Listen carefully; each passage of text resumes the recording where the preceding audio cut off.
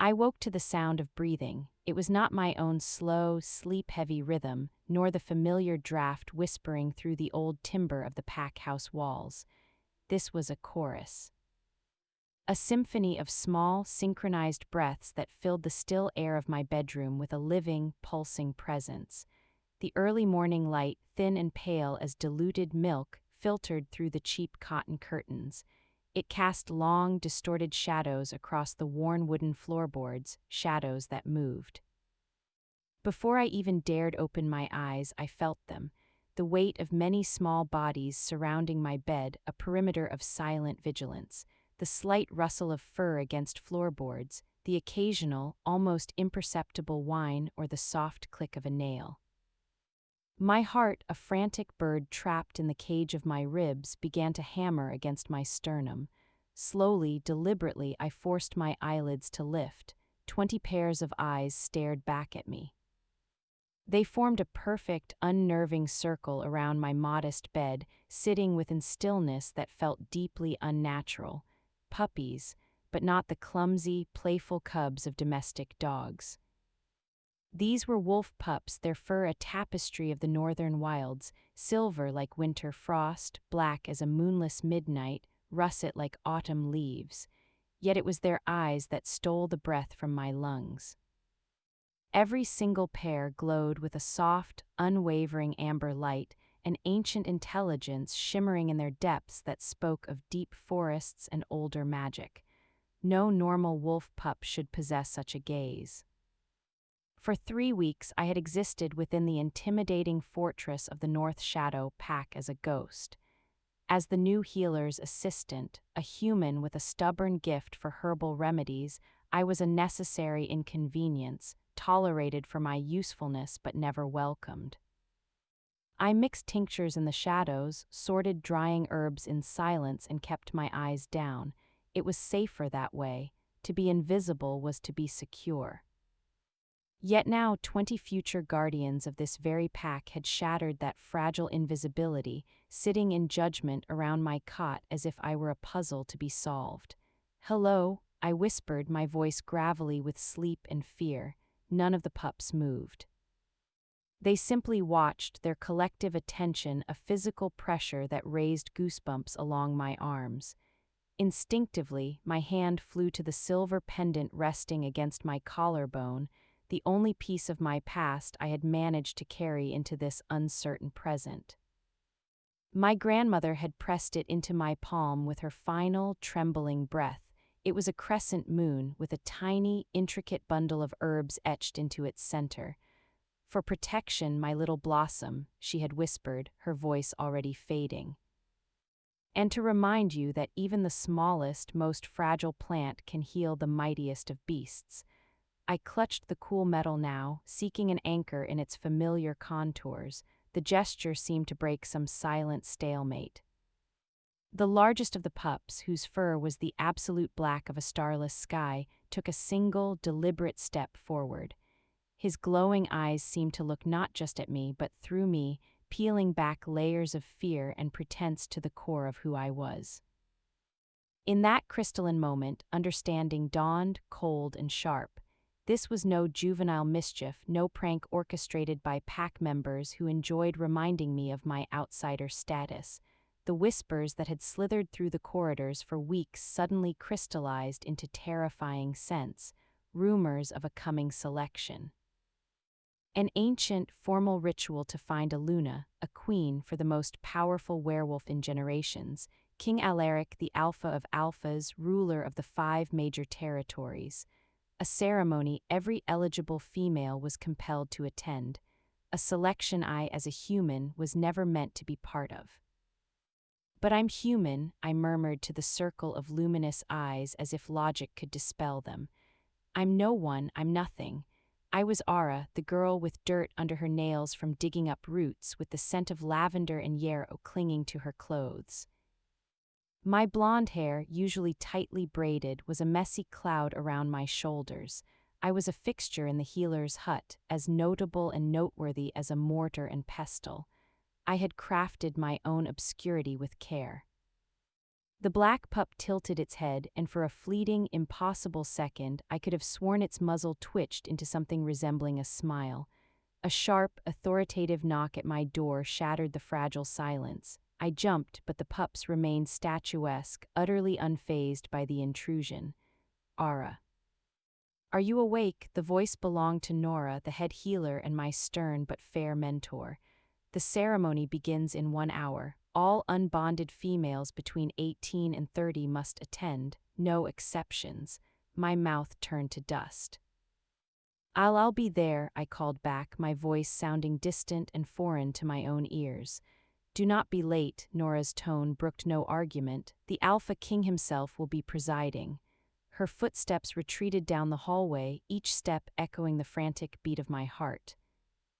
The Alpha King, the name alone was a legend whispered with a mixture of awe and dread.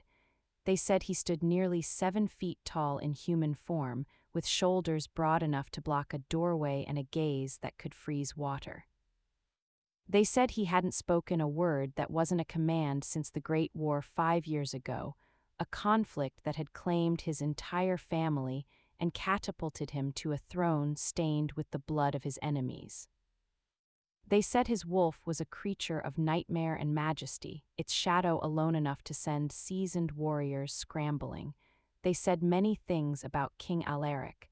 None of those tales included a desire for a human mate. As if responding to my spiraling panic, the black pup let out a soft, chuffing sound. One by one, the others stood, stretching with an eerie synchronicity. Then, as if guided by a single unseen mind, they formed a neat line from the foot of my bed to my chamber door. An escort, I breathed, the reality becoming more absurd by the second.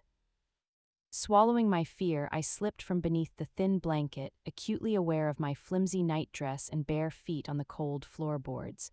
What do you want from me? I asked, my voice barely a whisper. In answer, the black pup, their clear leader, padded to my small, battered dresser. He rose on his hind legs and pawed insistently at the bottom drawer, his claws scraping against the old wood. Hesitantly, I knelt and pulled it open. Inside, neatly folded, lay a dress I had never seen before. It was a simple, elegant gown of pale blue, the color of the sky in the breath before dawn. Delicate silver thread embroidered tiny, swirling patterns along the hem and cuffs, reminiscent of vines or ancient runes. Beside it sat a pair of soft, supple leather shoes, simple yet clearly finely made. My breath caught in a tight knot in my throat. This was no accident. This was a deliberate preparation. Someone or something had placed these here. I can't, I said aloud, looking from the beautiful gown to the patiently waiting pups. This isn't meant for me. I'm not what he's looking for. I'm not one of you. A memory, sharp and painful, flashed behind my eyes.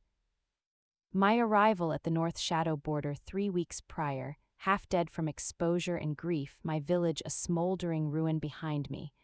Only my grandmother's teachings had kept me alive in the wilderness, knowledge of which berries were safe, which leaves could staunch a wound, which bark could break a fever. When the border guards, all hardened warriors in wolf form, had found me cowering in a thicket, they had seen only prey. Death was in their eyes until I'd pointed a shaking finger at one who favored his foreleg, and from my nearly empty pouch I'd offered a poultice. The relief on his face as the pain eased had been my temporary salvation. The pack's alpha, a grim-faced wolf named Thorn, had granted me sanctuary with clear disdain. Humans are fragile creatures, he'd stated, not bothering to lower his voice as I shivered before him. But useful ones can earn their keep. You will assist Nora. You will stay out of the way. You will remember your place. I had clung to that conditional refuge like a lifeline. I kept my head down, my voice soft, my past a locked chest buried deep within. I was a shadow, a useful set of hands, nothing more. The black pup growled, a low, rumbling sound that vibrated in the quiet room, snapping me back to the present. He nudged the folded dress with his nose, his amber eyes holding mine with an unnerving intensity. Fine, I sighed, the fight draining out of me. I reached for the gown. But this is a farce, a terrible, beautiful farce. I dressed quickly behind the room's faded privacy screen. The fabric of the gown was finer than anything I had ever touched, whisper-soft and cool against my skin, yet somehow warm.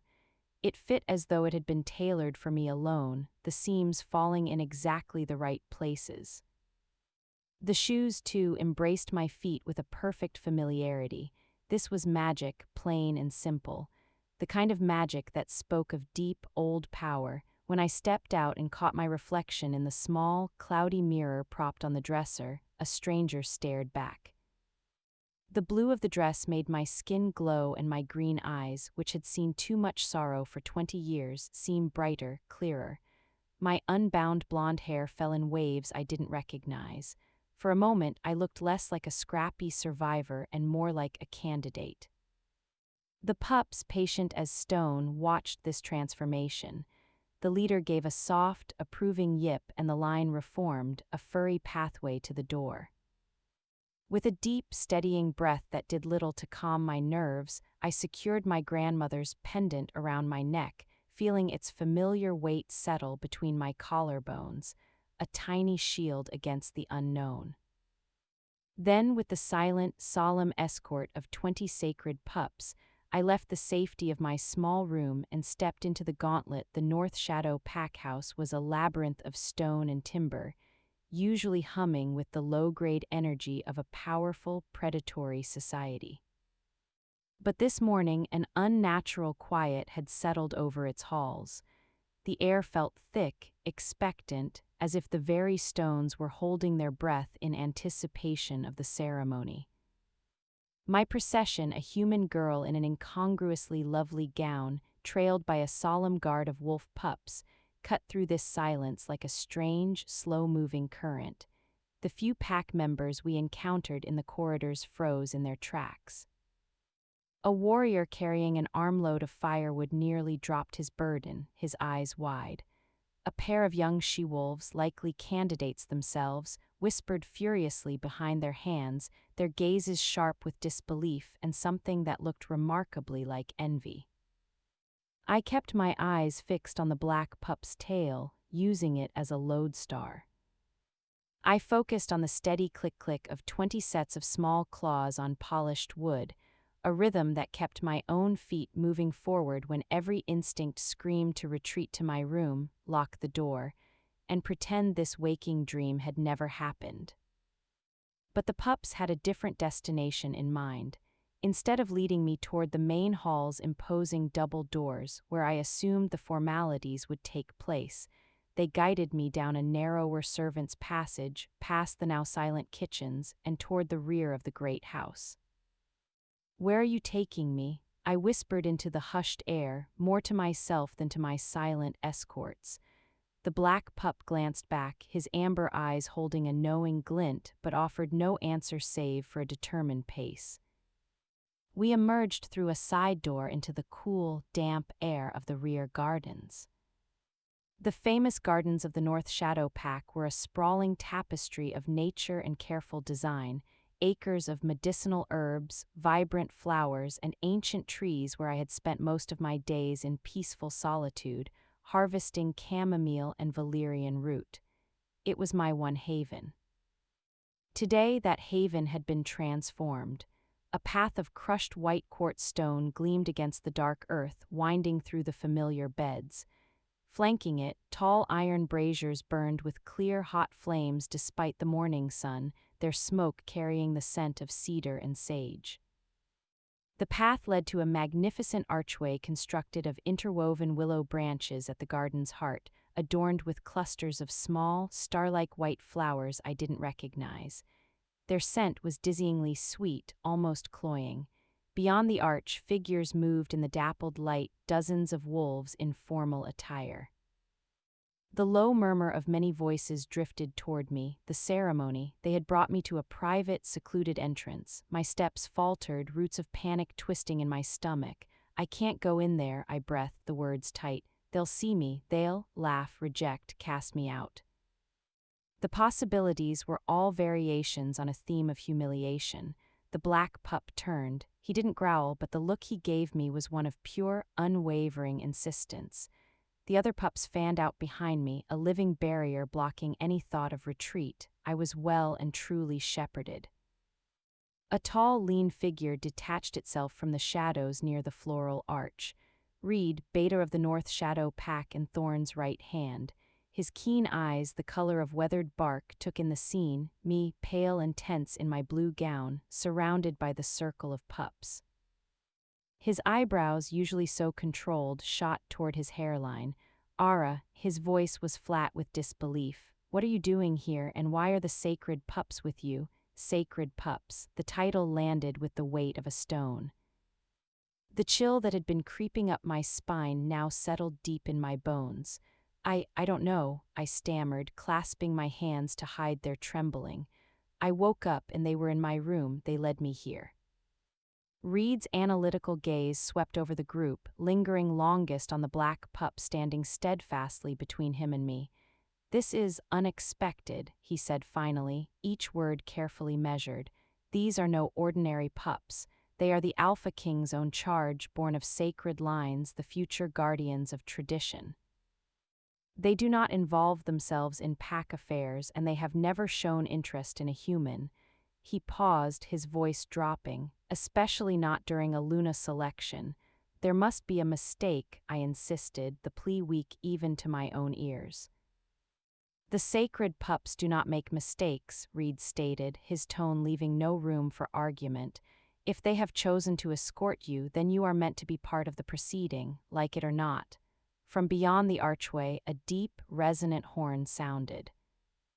3 long, mournful notes that seemed to vibrate up from the earth itself, silencing the murmuring crowd, a primal call that spoke of old laws and inescapable fate. It begins, Reed said, his posture shifting into formal readiness. You will join the other candidates now. When I remained frozen, a statue of fear, he added, the beta's command entering his voice, now, Ara. The pups surged forward as one, a gentle but unstoppable force nudging me toward the arch. Reed stepped aside, his expression an unreadable mask as I was ushered through the curtain of white flowers. Their scent overwhelmed me, honey and anise and something metallic, making the world tilt for a dizzying second. When my vision cleared, I found myself at the edge of a vast, natural clearing within the garden, a place I never knew existed. In the center stood a massive altar of weather-smoothed gray stone, carved with runes so old they seemed to bleed into the rock itself. Forming a wide, perfect circle around it stood the candidates. 20 young she-wolves, each more stunning than the last. They wore gowns of forest green, burgundy, and gold, colors of strength and nobility. They stood with the innate, powerful grace of their kind, shoulders back, chins lifted, confidence radiating from them like heat. I felt like a faded wildflower mistakenly tossed into a bouquet of cultivated roses, and then I saw him. On a throne that appeared to have been grown rather than carved, a great, twisting trunk of ancient oak shaped into a seat, sat the largest man I had ever seen. King Alaric, even seated, his presence dominated the clearing. He was a study in contained power. Broad shoulders strained against the dark fabric of his simple tunic, which was adorned only with a single silver band around his upper arm. His hair was the black of a raven's wing, cut ruthlessly short. His face was all hard lines and severe angles, a blade-straight nose, a jaw that looked carved from granite, dark brows drawn together in a look of perpetual, simmering intensity. But it was his eyes that trapped me. Even from this distance, their color was unmistakable. Not the warm amber of the wolves around me, but a piercing, glacial silver blue, the color of a winter sky just before a storm or the heart of a flame at its hottest point. They were ancient, weary, and terrifyingly alert. Those eyes were methodically scanning the circle of candidates, a king surveying possible assets. Then, as if pulled by a thread, his gaze stopped, shifted, found me hovering uncertainly at the edge of the sacred space. Time stopped. The sounds of the forest, the rustle of the candidates, the very beating of my heart, all were sucked into a vacuum. In that endless, suspended second, the alpha of alphas looked directly at the human healer's assistant. His expression did not change, yet I felt the full, crushing weight of his attention, a physical pressure that threatened to buckle my knees. The connection was severed by a vice-like grip on my arm. "What are you doing here, human?" A voice hissed in my ear. Sylvia. Daughter of a high-ranking commander, she had made her disdain for me abundantly clear since my first day, finding endless excuses to visit the healer's hut just to make pointed comments about the scent of weakness I brought with me. "This ceremony is for true candidates," she spat, her beautiful face twisted with contempt. "For bloodlines, not for herb-gathering strays who stink of fear." Before I could muster a defense, the pups at my feet, who had been still, reacted. A low, unified growl rippled through them. They pressed tightly against my legs, forming a bristling, living barrier between Sylvia and me. Several bared tiny, needle-sharp teeth in her direction. Sylvia dropped my arm as if scorched, taking a swift step back. "The sacred pups," she breathed, her eyes wide with shock and a dawning, unwelcome understanding. "Why would they for you?" Her question was drowned out by another blast of the horn. An elderly man stepped forward from behind the throne. Elder Orion, his robes marking his status, his face a roadmap of deep lines and deeper wisdom. The clearing fell into absolute silence. "Today," he announced, his voice surprisingly strong and clear, carrying to every corner, "we honor the ancient tradition. King Alaric, Alpha of Alphas, Lord of the Five Territories, protector of the sacred bloodlines, seeks his mate, his balance, his Luna." He raised his gnarled hands, and the gathered pack bowed their heads as one. "The selection," Orion continued, "has already begun. The sacred pups, born of the realm's spirit but loyal only to the throne, have spent this night in silent vigil. They have observed, they have judged.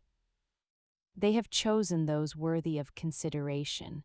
My heart was a frantic drum against my ribs, so loud I was certain the entire assembly could hear it. The black pup leaned its warm weight against my calf. "Let the worthy step forward," Elder Orion commanded. As one, the circle of she-wolves moved with graceful purpose toward the stone altar. I remained anchored to the spot, a ship stuck on a sandbar. The black pup nipped gently at the silver-embroidered hem of my gown, urging me on. The others added their pressure, a tide of fur and determination. Somehow my feet obeyed. Each step was an effort, as if I were wading through deep water. The white quartz path crunched beneath the soft leather soles of my gifted shoes. The morning sun, now higher, warmed my face. The eyes of the other candidates followed my hesitant approach, their expressions a volatile mix of curiosity, hostility, and sheer bafflement. As I reached the back of the circle, completing it, I dared to look up again. King Alaric's piercing gaze was already there, waiting. It was impossible, utterly impossible, to decipher what lay behind those silver-blue depths. Elder Orion approached the first candidate, placing a withered hand upon her forehead, murmuring words too low to hear. He moved down the line, the ritual repeated. A blessing, a test, I had no idea. When he finally stood before me, the last and most unexpected candidate, he paused. Surprise flickered openly across his aged face. "A human," he said, his voice soft for us alone. Then his eyes dropped, taking in the pups who had settled around my feet like a living honor guard. "But chosen by all 20. He shook his head slowly, as if disbelieving his own eyes. "Unprecedented." He reached out, his palm was cool and dry as parchment against my forehead. Unlike with the others, he did not mumble.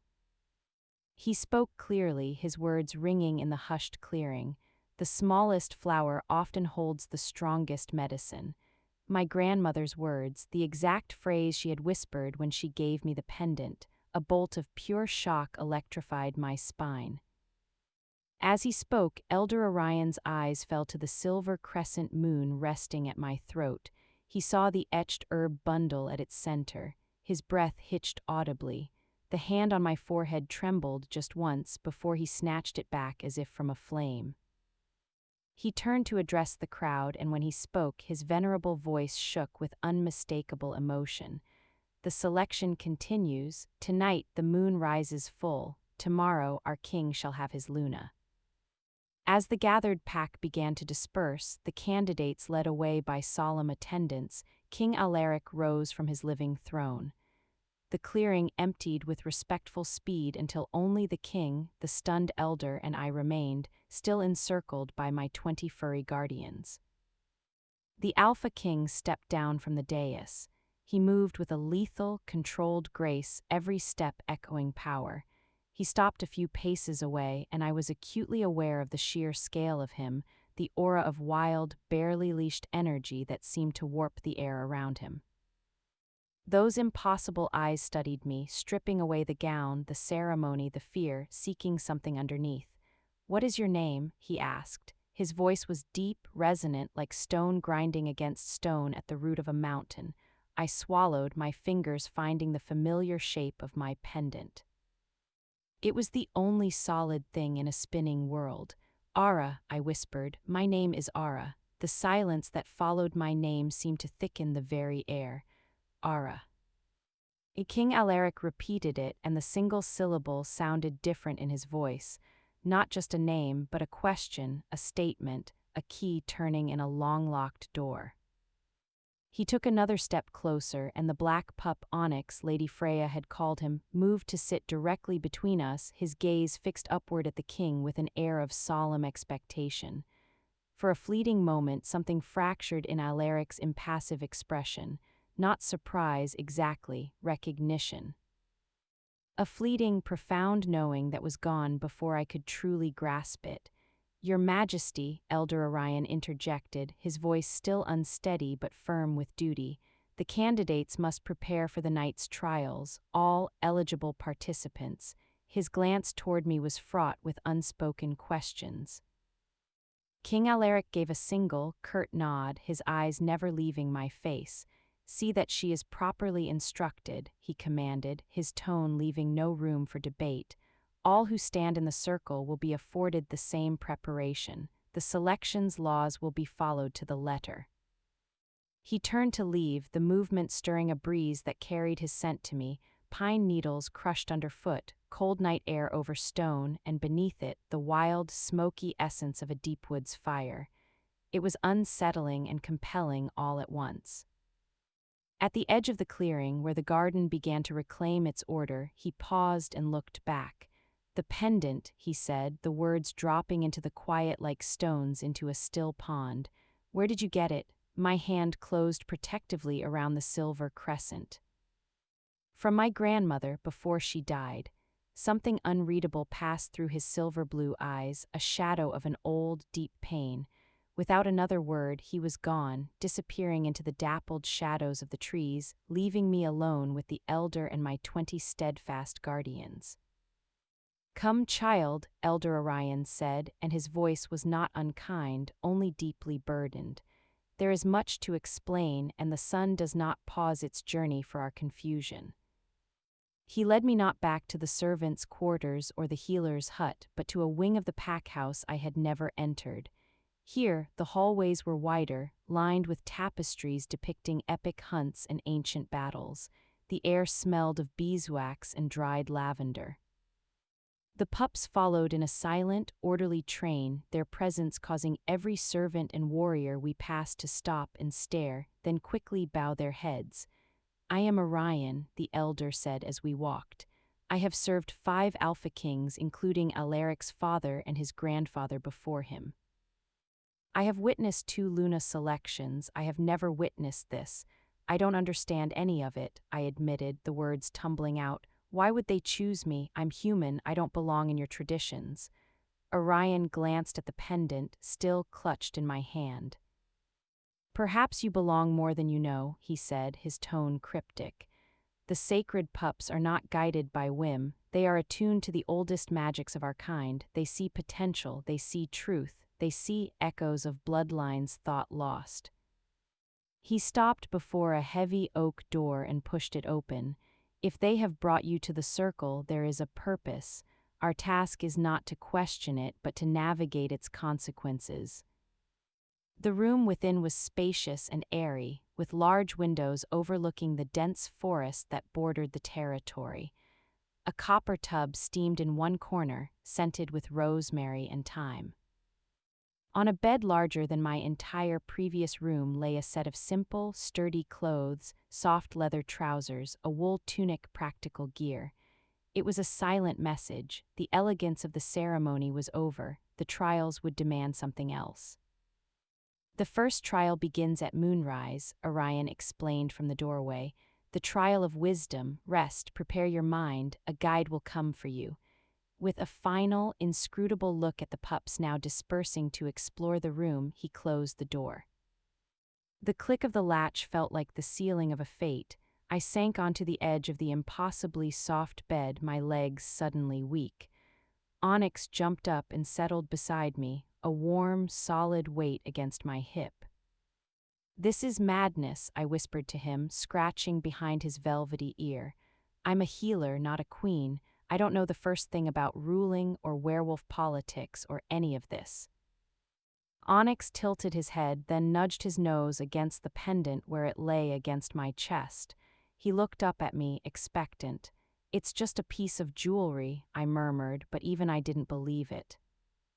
I took it off, holding it in my palm where the daylight from the window made the etched herb bundle seem to shift and move. "What are you? What does everyone see that I do?" A quiet knock announced the arrival of a young she-wolf, her eyes wide as saucers as she took in the scene, me surrounded by sleeping pups. She carried a tray of food, roasted venison, dark bread, wild berries, and a stack of ancient-looking books. "For your preparation, miss," she stammered, setting them quickly on a table. "Elder Orion said you would need to study."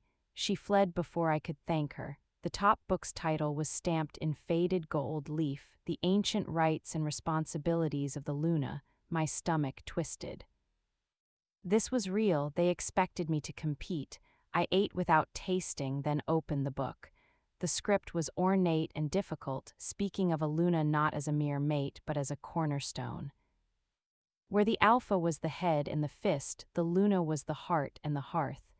She mediated disputes within the pack, offered counsel, nurtured the young and the wounded, and served as a bridge to other packs.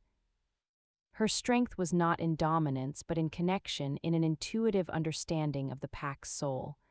The trials, the text explained, were designed to test these latent qualities: wisdom, compassion, courage, and the elusive pack sense. As the afternoon light began to slant, another knock came. This time it was Nora. Her familiar, stern face was a relief. "Ara," she said, closing the door and leaning against it as if barricading us from the outside world. "By the old gods, explain." "I can't," I said, rising. "Nora, please tell me what's happening." Why did the elder react that way to my pendant? Nora approached, her healer's eyes missing nothing. She sat beside me, her gaze fixed on the silver crescent. "There are legends," she began slowly, whispered among healers, not warriors. "Stories of a line of women long ago who could heal both human and wolf with equal skill. They served as bridges between the species. Their symbol was a crescent moon embracing a healer's bundle.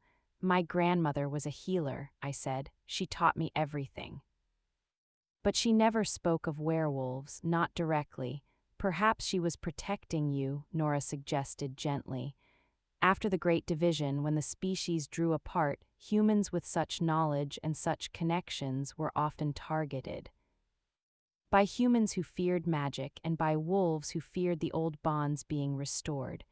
The memory I kept locked away burst forth, the roar of flames, the smell of burning thatch, my grandmother's soot-streaked face, her hand shoving me toward the tree line. "Run, Ara, take the pendant. Remember all I taught you, don't look back. The rogues who destroyed my village," I said, my voice hollow. "They weren't just mindless beasts, were they? They were looking for something, for someone." Nora's silence was confirmation enough, but that still doesn't explain the pups, I pressed. Why choose me for this? The sacred pups, Nora said, looking at Onyx, who watched her intently, are born to the pack but not of it. They are spiritual guardians. They see the truth of a person's spirit, not their bloodline or their past. She met my eyes. And Ara, they have never, in recorded history, unanimously escorted a candidate to the circle. Their interest in you is absolute, it signifies something profound. Before I could wrestle with that, the door opened again. Lady Freya, the Luna Regent, stood there, her elegance untouched by the day's strange events. "It is time," she announced, her cool gaze swept over the pups. "I see Onyx has claimed you. That is significant. He is the firstborn of the sacred litter. His choice carries weight." "Onyx," I repeated, looking at the black pup. He thumped his tail once on the bed cover. "Come," Lady Freya commanded. "The moon does not wait, and the trial of wisdom must begin." I followed her through torchlit corridors now alive with a tense energy. The pack was gathering. The pups formed their protective circle as we walked, and ahead, through an arched doorway, I saw the flickering light of a massive bonfire in the center of the ancient stone circle I'd glimpsed earlier. The other candidates were already there, standing in a semicircle facing the flames. They had changed into practical gear similar to mine. Their faces, illuminated by the firelight, were set in masks of concentration and determination. Several shot venomous glances my way as I joined the end of the line. Beyond the fire, on a throne of rough black stone, sat King Alaric. The firelight danced in his silver-blue eyes, making them look like chips of ice ablaze. Elder Orion stepped into the circle of firelight.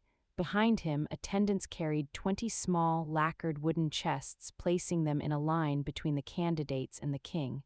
The first trial begins. Orion's voice cut through the crackle of the fire. "The trial of wisdom," he gestured to the chests. "Each sacred pup has selected a problem, a true dilemma facing our territories, a challenge that requires not claw nor fang but understanding. Each candidate will select a chest, reveal the challenge within, and propose her solution to the assembly." My heart plummeted. I had spent hours reading about Lunas of the past, but I knew nothing of current border disputes, resource shortages, or interpack politics. How could I possibly offer wisdom on matters I was ignorant of? The candidates stepped forward one by one. They selected chests, drew out scrolls, and read their challenges aloud.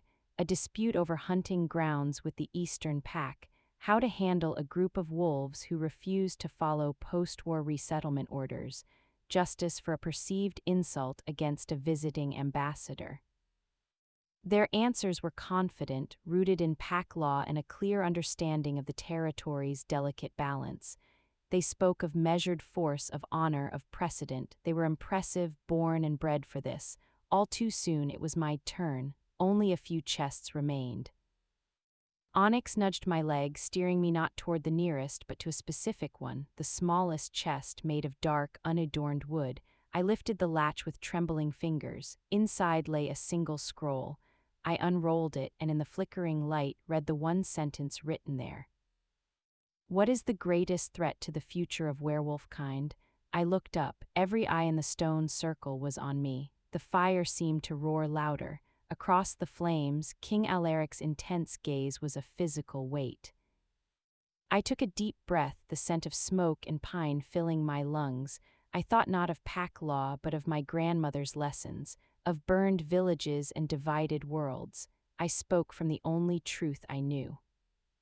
"Division," I said, my voice quiet at first, then strengthening as the words formed. "Not the division between wolf and human, though that is a wound, but the divisions you nurture among yourselves." A ripple of shock went through the candidates. I pressed on, pack against pack. Old grudges held longer than lifetimes, walls built of pride and fear, guarded more fiercely than any border. I thought of the young warrior I'd healed, of Thorn's disdain, of Sylvia's hatred. Where there is division, there is weakness.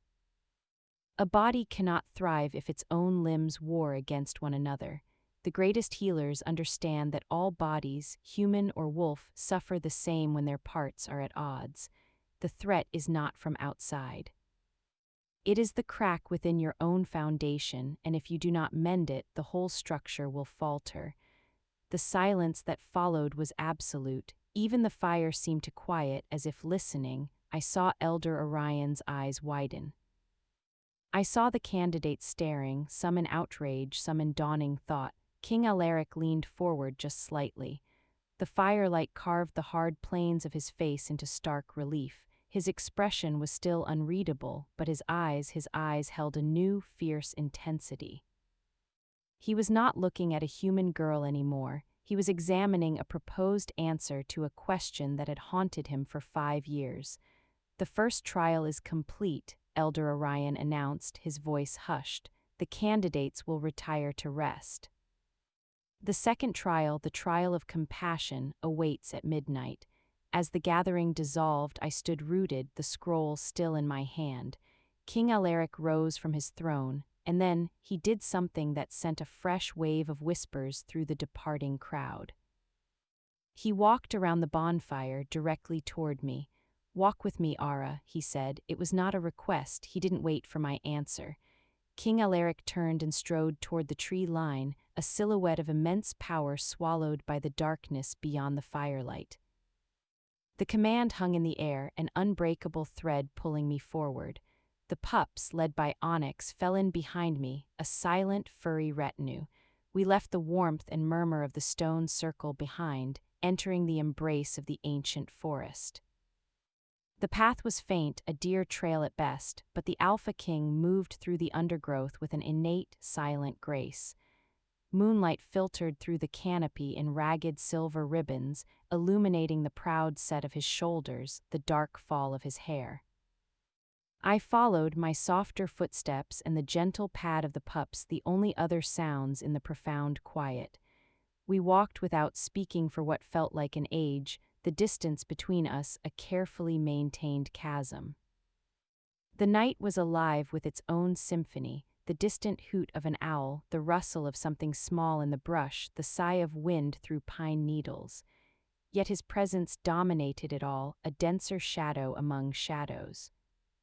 Finally, we reached a small clearing where a narrow stream cut a silver path through the mossy earth.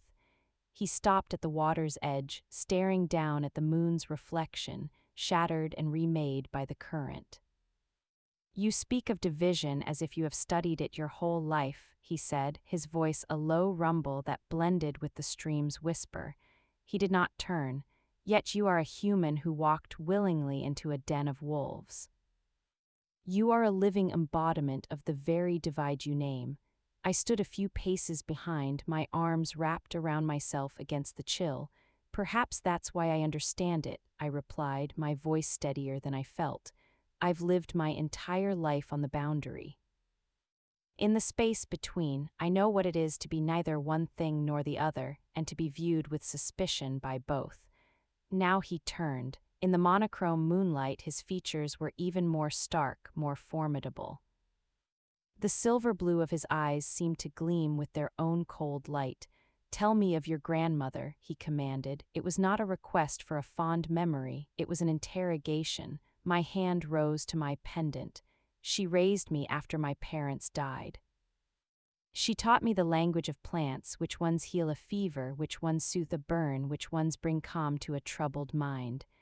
I paused, old grief a familiar ache. She never spoke of werewolves, not directly, but her stories, they were always about balance.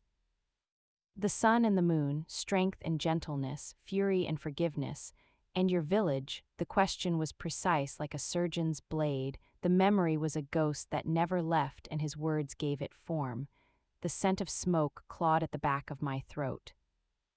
"Destroyed," I said, the word ash in my mouth.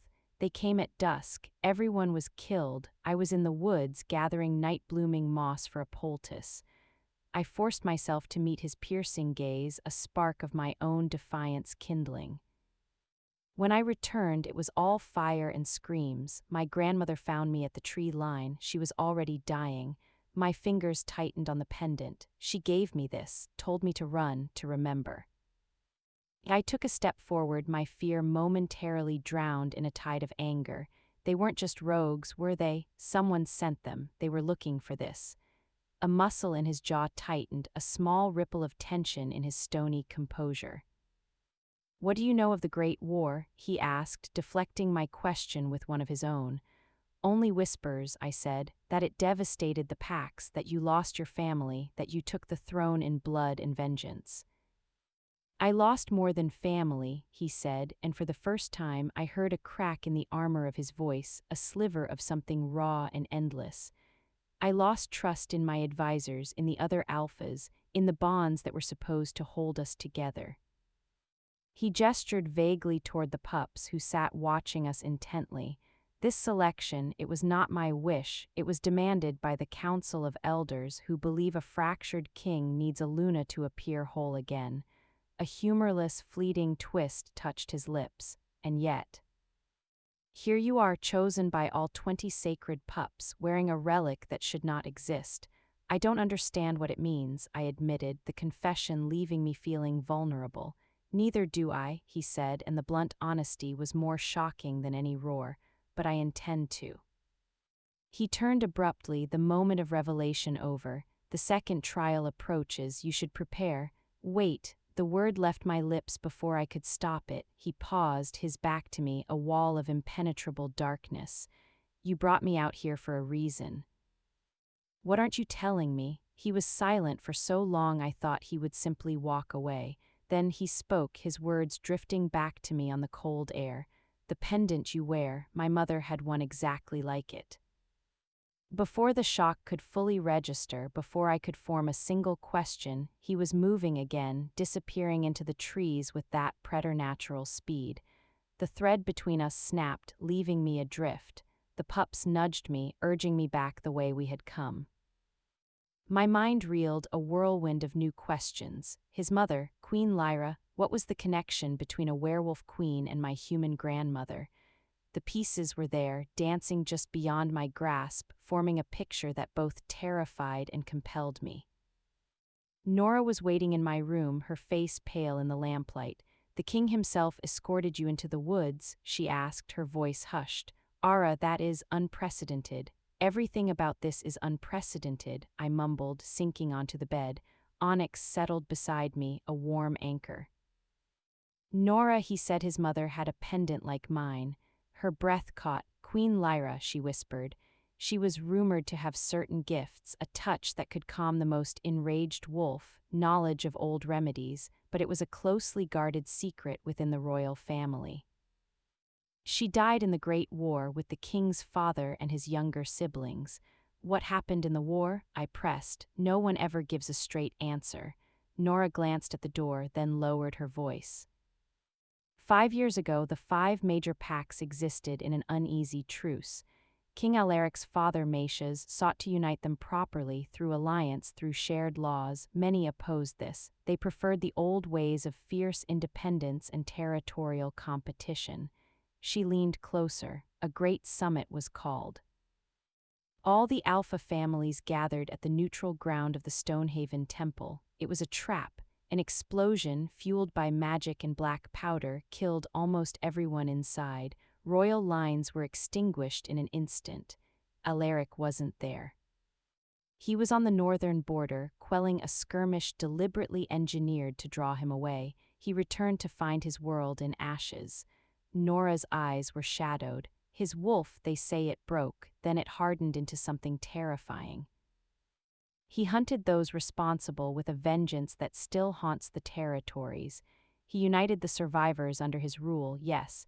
He created the first true kingdom in centuries, but he rules with an iron fist and a frozen heart. There is no balance, no softness, only strength. A knock at the door. Lady Freya entered, her composure a mask of ice. "It is time for the second trial," she announced, "the trial of compassion." Her cool eyes assessed me. "You have stirred things human. Few have held his attention since the war." Her gaze flickered to Onyx. "Be careful what you awaken. Not all sleeping beasts should be roused." With that ominous warning, she led me out. This time we went to the Great Hall, a cavernous space lined with the portraits of stern-faced alpha ancestors.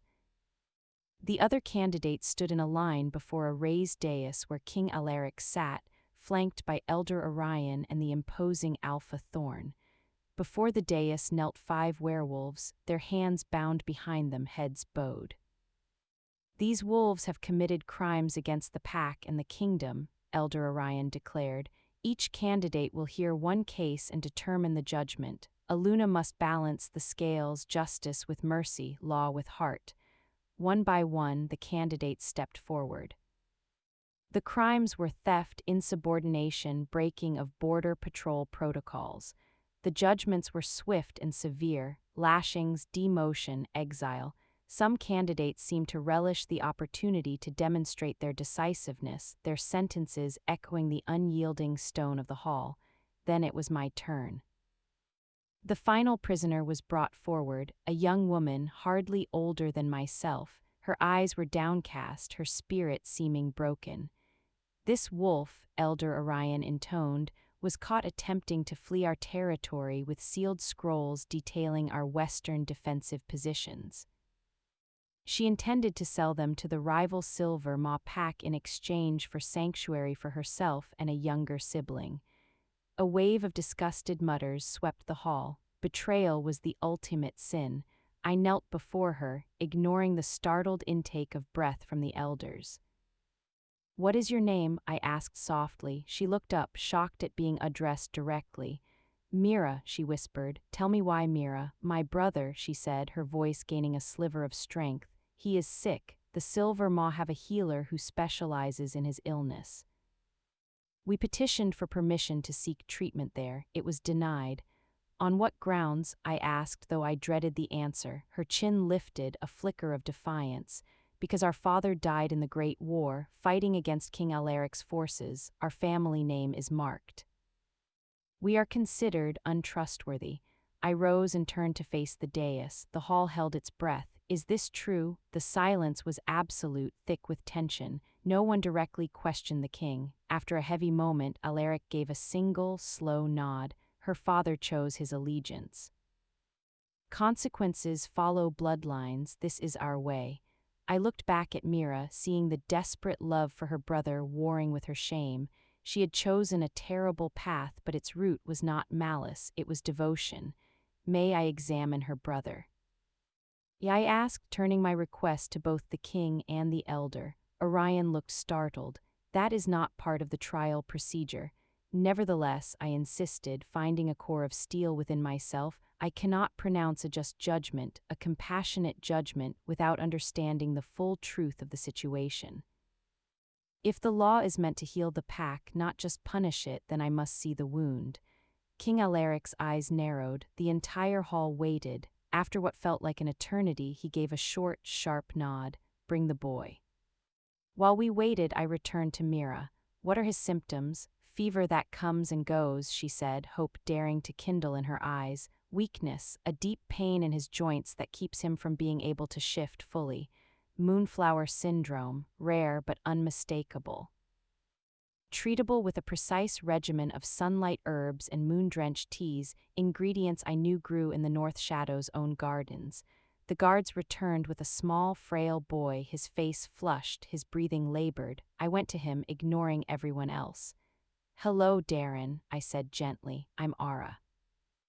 "I'm a healer." His glassy eyes found mine. "Are you going to help Mira?" he rasped. "I'm going to help both of you," I promised. I placed a hand on his forehead, confirming the telltale heat. I turned to the dais.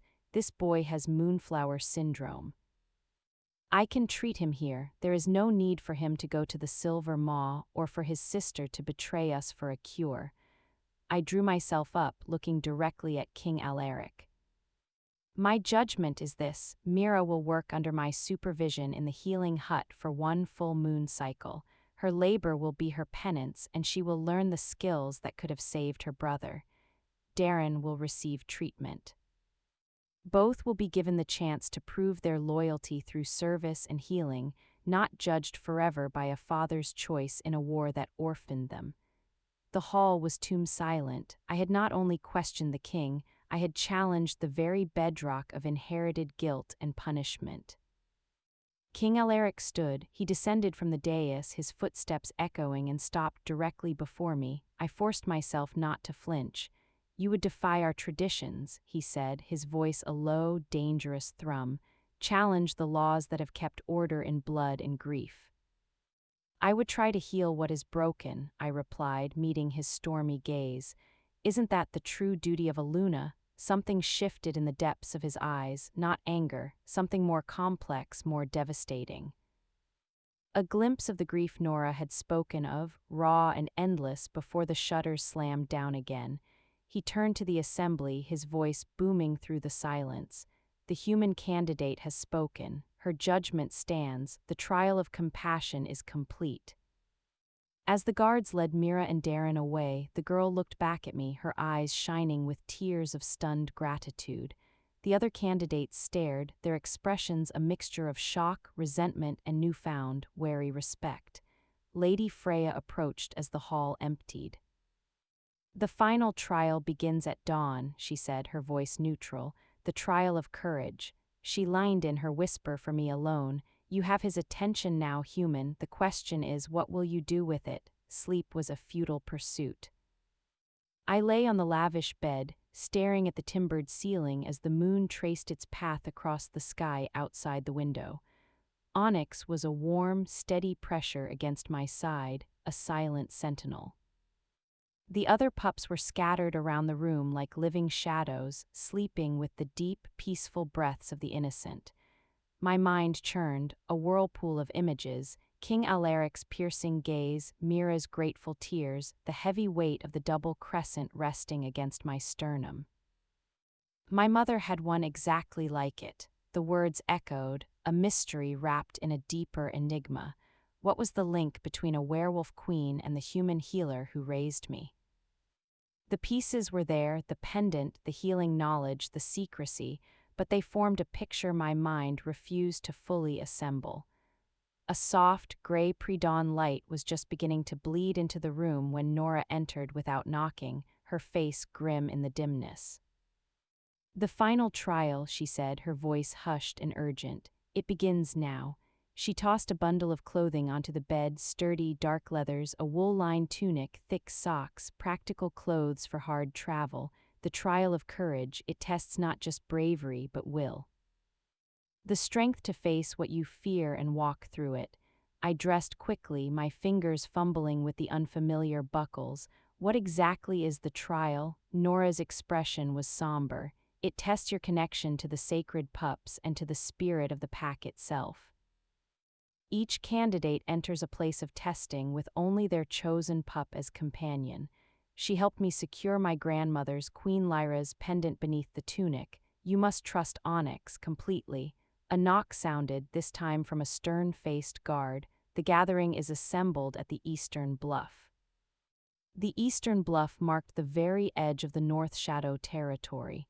By the time Nora and I arrived, the entire pack seemed to be there, a sea of expectant faces haloed by torchlight against the fading night. The 20 candidates stood in a solemn line, each with a single sacred pup sitting attentively beside them. King Alaric stood on a raised stone platform with Elder Orion, his silhouette a stark cutout against the lightening sky. "The trial of courage," Elder Orion announced, his voice carrying on the cold, thin air, "will test the bond between candidate and guide and the strength of spirit required to stand beside the alpha." He gestured to the east, where the land fell away into a deep, mist-shrouded valley. "Beyond our border lies the Fade, the haunted wood, a place where the spirits of those who died with unresolved turmoil are said to walk." A collective, uneasy murmur rippled through the crowd. I saw several of the candidates pale. "Each candidate will enter the Fade with her chosen pup. You must retrieve a token from the heart tree at the center of the wood and return by the time the sun reaches its zenith." Orion's eyes were grave. "The pup is your only companion, your only guide. Choose wisely, for the Fade has a will of its own." One by one, the candidates stepped forward. Most of the pups went reluctantly, with hesitant steps, to the she-wolves who called them. Only a few seemed to have formed any real bond. When my turn came, I didn't have to choose. Onyx simply trotted to my side and sat, his posture regal, his amber eyes fixed ahead. The message was clear, the choice had been made long ago. King Alaric descended from the platform, holding a leather pouch. From it he withdrew 20 small, milky white crystals that pulsed with a faint, inner light. "These will pull you toward the center," he explained, his deep voice resonant in the quiet. "Follow their glow. At the heart tree you will find tokens hanging from the lowest bough. Take one. Only one, then return." He placed a crystal in each candidate's palm. When he reached me last in line, his fingers brushed mine. A jolt, sharp and electric, shot up my arm. Our eyes met.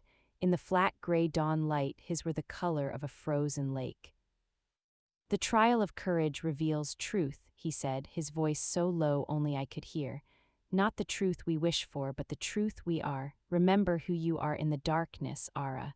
Before I could respond, a long, low horn blast split the air. The trial had begun. The candidates moved forward, crossing the rune-marked boundary stones and disappearing one by one into the thick, swirling mist that clung to the valley's edge. I took a final, steadying breath, felt the warm solidity of onyx pressing against my leg, and stepped across the line. The change was instantaneous. The crisp morning air of the bluff was replaced by a damp, clinging chill. The mist wasn't just fog, it was a tangible thing, cold and thick as wool, muting all sound. The light from my crystal was a feeble blue star in my hand, pointing insistently forward. The trees here were grotesque parodies of the healthy forest I knew, gnarled, blackened trunks, branches twisted into agonized shapes, reaching like skeletal fingers. Time became meaningless. The sun, visible as a dull bronze coin through the perpetual haze, seemed stuck in place. The forest floor conspired against progress, roots tripped me, paths doubled back on themselves, and whispers wrote the mist, fragments of conversation, sobs, angry shouts, all just on the edge of hearing. The healer returns. Crescent moon, the alpha's fractured heart, I clutched my pendant through my tunic. "Just echoes, onyx," I whispered, more to myself than to him, "just the wind playing tricks." He made a soft, chuffing sound, unperturbed, his confidence a lifeline. We walked for what felt like hours. Occasionally I glimpsed other candidates, ghostly figures moving between distant trees, but no one came near. The fade kept us isolated, each walking our own private path of fear. The whispers grew louder, more distinct, as the crystal's pulse intensified. The trees finally thinned, revealing a small, dead clearing. In its center stood a tree that defied description. It was an oak, but its trunk was wider than a cottage, its bark black and split like old leather. Its branches, devoid of leaves, speared the misty sky. And from the lower limbs hung small, gleaming tokens, amulets of silver, no two alike. I wasn't the first to arrive. Several tokens were already missing. As I approached, my eyes were drawn irresistibly to one, a crescent moon, almost identical to the one I wore, dangling from a silver thread. I reached for it. "I wouldn't do that if I were you, human." I spun. Sylvia emerged from the mist, her chosen gray pup cowering behind her legs, whining softly. Her expression was a mask of contempt and triumph. "Only one candidate can take the crescent token," she sneered, stepping closer. "The others are for wolves. Take one of those, or better yet," her smile was sharp enough to draw blood, "take nothing. Admit you don't belong here and slink back the way you came." I looked from her to the token, then to Onyx, who stood squarely between us, a low growl rumbling in his small chest. "If the crescent is meant for me, I'll take it," I said, my voice surprisingly steady. "If not, I'll choose another." She barked a laugh. "You're either brave or profoundly stupid. Do you even know what these are? They're not trinkets, they're ancient sigils of pack rolls." She pointed a talon-sharp finger at the crescent. "That one is for the true Luna, the alpha's destined mate. It's what I came for. And I won't let a human scavenger take it from me." Onyx's growl deepened, his hackles raised. "Your little protector can't help you where you're going," Sylvia spat. "Humans don't survive among wolves, you'll leave these territories. One way," her eyes flashed with amber light, "or another." A howl tore through the oppressive silence of the fade, not a normal wolf's cry. This was a sound of pure anguish, of bottomless hunger, twisted and wrong. Sylvia's bravado vanished, her face went pale. "Fade wolves," she whispered, real terror in her voice. "They shouldn't be awake, not during the day," another howl answered, closer, then another and another. A chorus of despair and rage surrounded the clearing. "We need to leave, now." Sylvia snatched a diamond-shaped token from the tree, her movements frantic. "What are fade wolves?" I demanded, my own fear a cold stone in my gut. "Spirits of wolves who died with vengeance in their hearts," she hissed, already backing toward the mist. "They hunt the living, trying to steal their warmth, their life. They haven't been seen in decades, not since the Great War," I finished for her, understanding dawning like a cold sunrise. A shadow detached itself from the tree line, then another, translucent, shimmering forms of massive wolves, their eyes burning with a sickly, phosphorescent blue. They were insubstantial as smoke, yet the menace they radiated was solid as stone. With a last, conflicted look at me, Sylvia shifted. Her human form dissolved into that of a sleek gray wolf. She yipped at her cowering pup, and the two of them vanished into the mist. I was alone, surrounded by advancing specters, with only a pup for defense. "We can't outrun them," I whispered to Onyx, my mind racing, "and I can't fight them." I looked at the crescent token, then at the matching pendant hidden beneath my clothes. "The smallest flower holds the strongest medicine." My grandmother's voice, but also the voice from my dream, the woman in the moonflower meadow. I dropped to my knees, not in submission, but in connection. I pressed my palms flat against the cold, dead earth of the clearing. Even here, in this place of endings, I sought a thread of life. I focused on the twin crescents, on the memory of my grandmother's hands, on the flicker of kindness I'd seen in a king's pained eyes. "Please," I breathed, not knowing who I prayed to. "Show me the way." The token around my neck and the one on the tree began to glow with the same soft blue light as my guiding crystal. The light spread, forming a shimmering dome around Onyx and me. The nearest fade wolf paused, its spectral head tilting. It pawed at the light, its mist-like limb recoiling with a sizzling sound. One wolf, larger than the rest, with the ghost of a terrible scar across its muzzle, stepped forward. Its form solidified as it approached the edge of the light. It stopped, and a voice that was not a voice filled my mind, cold and distant as a winter star. "Luna's blood returns. I need to go home," I said aloud, somehow knowing it could understand.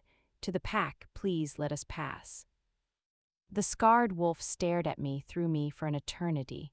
Then it lowered its great, translucent head in a slow, deliberate bow. "The true Luna returns. We have waited." It turned to the others, and in the silence of the spirit world, a communication passed between them.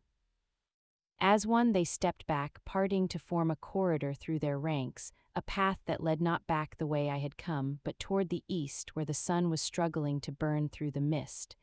"This way leads home," the scarred wolf's thought voice echoed. "Remember us to our kin."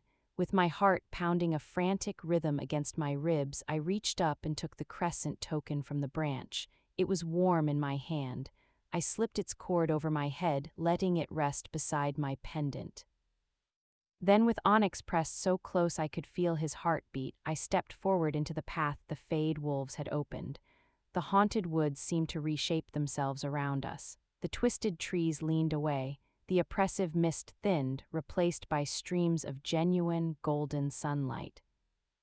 The spectral wolves flanked our path, silent, watchful escorts through a realm of the dead. When we finally emerged from the tree line, the sun was high and brilliant overhead. We were not at the eastern bluff, but in a secluded, sun-drenched meadow high in the foothills, thick with wildflowers.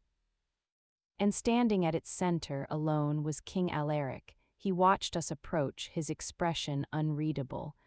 Onyx gave a happy yip and trotted ahead of me, circling the king's boots once before sitting proudly. You took a different path, Alaric said, his eyes cataloging the two crescents now visible at my throat. The Fade wolves showed me, I replied, my voice raspy from tension and wonder. They let us pass. His gaze sharpened, piercing. You spoke with them.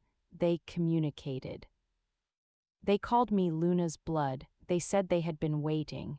I hesitated, then added the spirit's final request. They asked to be remembered to their kin.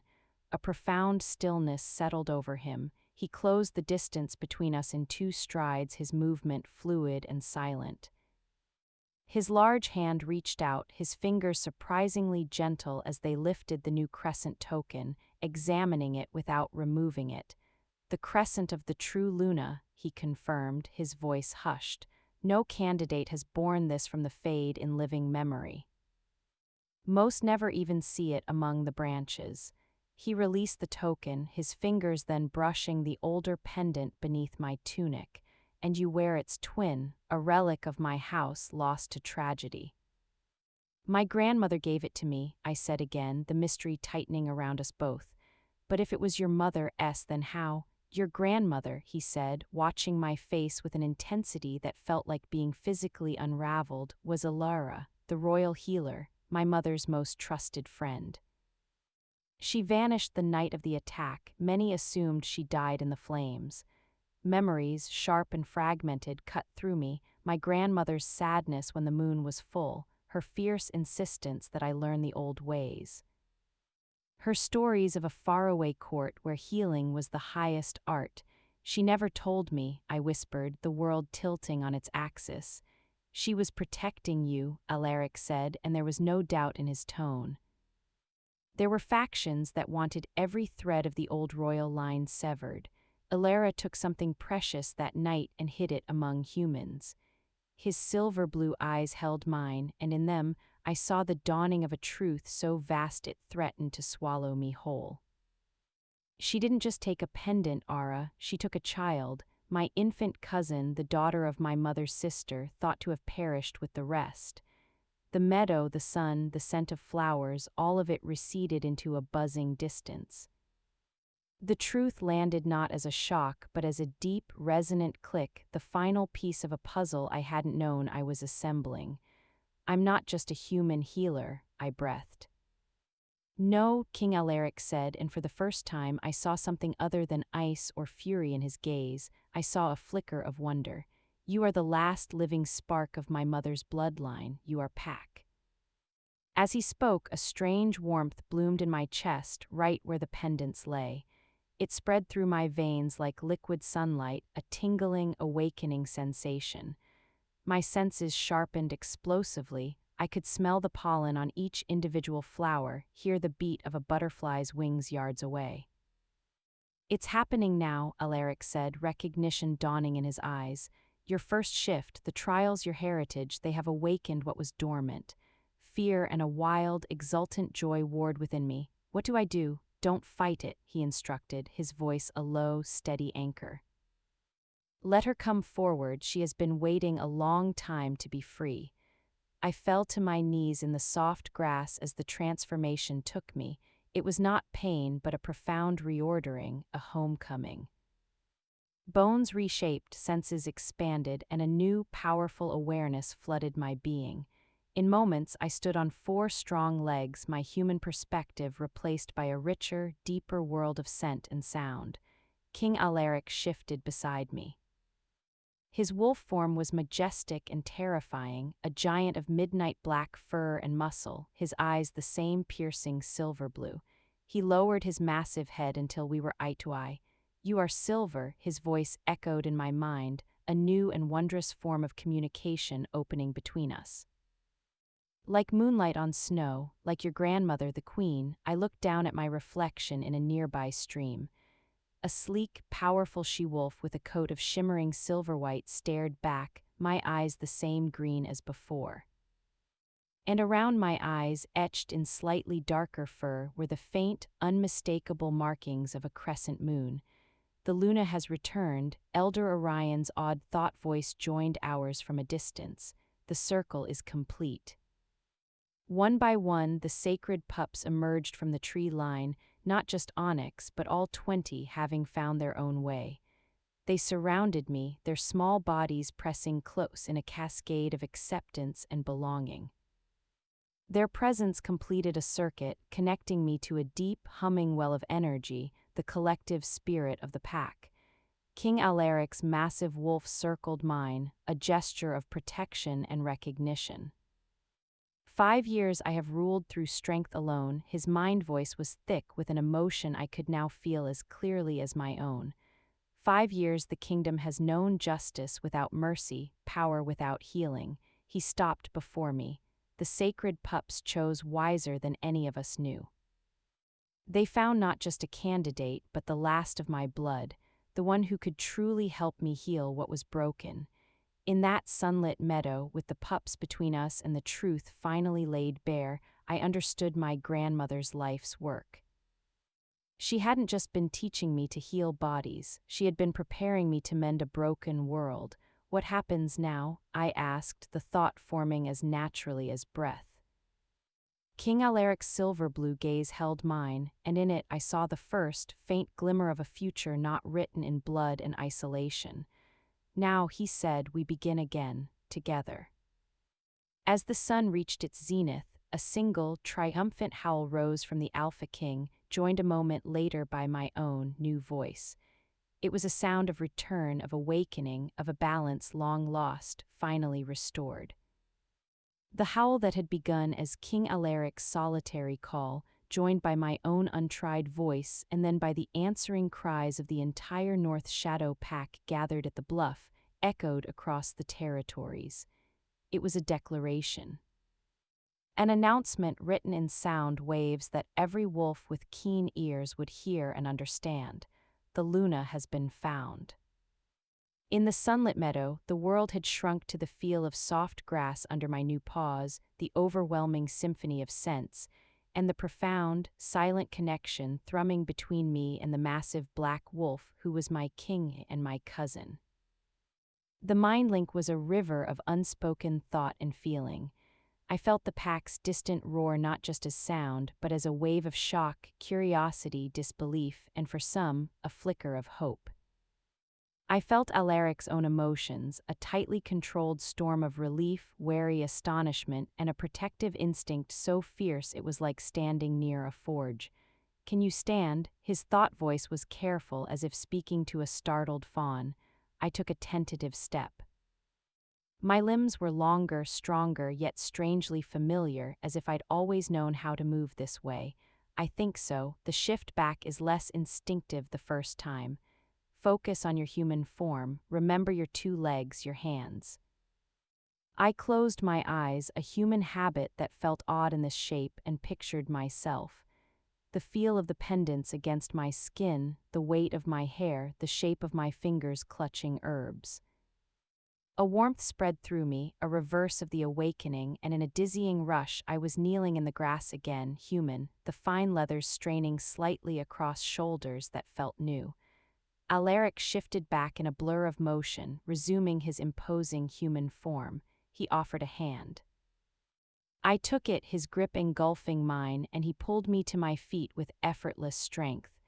We stood there for a moment, the twin crescents glinting at both our throats, mine silver, his a darker, polished iron. The pack comes, he said, his voice back to its usual gravel, but his eyes still held that unfamiliar light. They felt your shift, they felt the change in the air. I could hear them now with my newly enhanced hearing, the thunder of many paws, the rustle of undergrowth moving toward our meadow. A fresh wave of anxiety crested over me. What do I do? What do I say to them? An hour ago I was the human healer.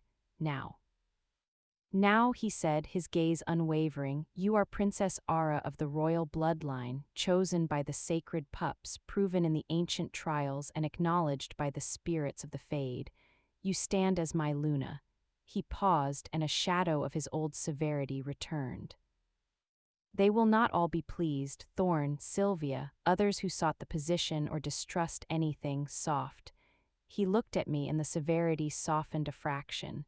but you are not soft, you are a healer, and our kingdom is bleeding from wounds no battle ever made." "Show them that." The first wolves burst into the meadow, warriors in shifted form led by Beta Reed. They skidded to a halt, taking in the scene, their king and the silver-haired girl, the 20 sacred pups sitting in a contented circle around us. Reed's wolf form dipped his head deeply, a gesture of profound respect. The warriors behind him followed suit. Elder Orion arrived next, on horseback, his old face alight with tears he didn't bother to wipe away. "The prophecy," he breathed, dismounting shakily. "The lost daughter returns on a tide of moonlight, bearing the crescent's twin to heal the king's shadowed heart." It was true.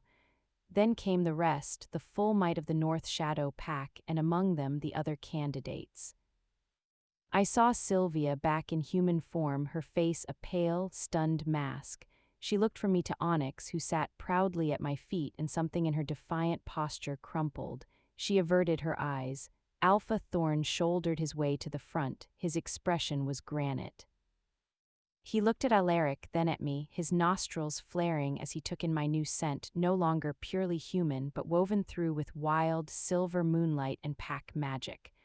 "My king," Thorn's voice was a low growl. "This is unprecedented, a human girl, now a wolf. A lost princess from a forgotten branch. The traditions are clear, but this," he gestured vaguely at me, struggling to contain his confusion and displeasure. Alaric's presence seemed to expand, the air crackling with his dominance. "The traditions have been followed, Thorn, to the letter. The sacred pups chose. The trials were completed, the fate itself gave its blessing. Do you challenge the wisdom of the ancient ways? Do you challenge me?" The threat was quiet, absolute. Thorn's shoulders tightened, but he bowed his head. "No, my king, I challenge only the understanding of it." "Then understand this," Alaric said, his voice carrying to every ear. "Ara is of the direct royal bloodline. Her grandmother was Alara, royal healer, who saved the last seed of our family from annihilation. She has passed the 3 trials not with brute force, but with the very qualities our kingdom has lacked. Wisdom that sees beyond borders, compassion that heals rather than punishes, and courage that faces ancient spirits with truth."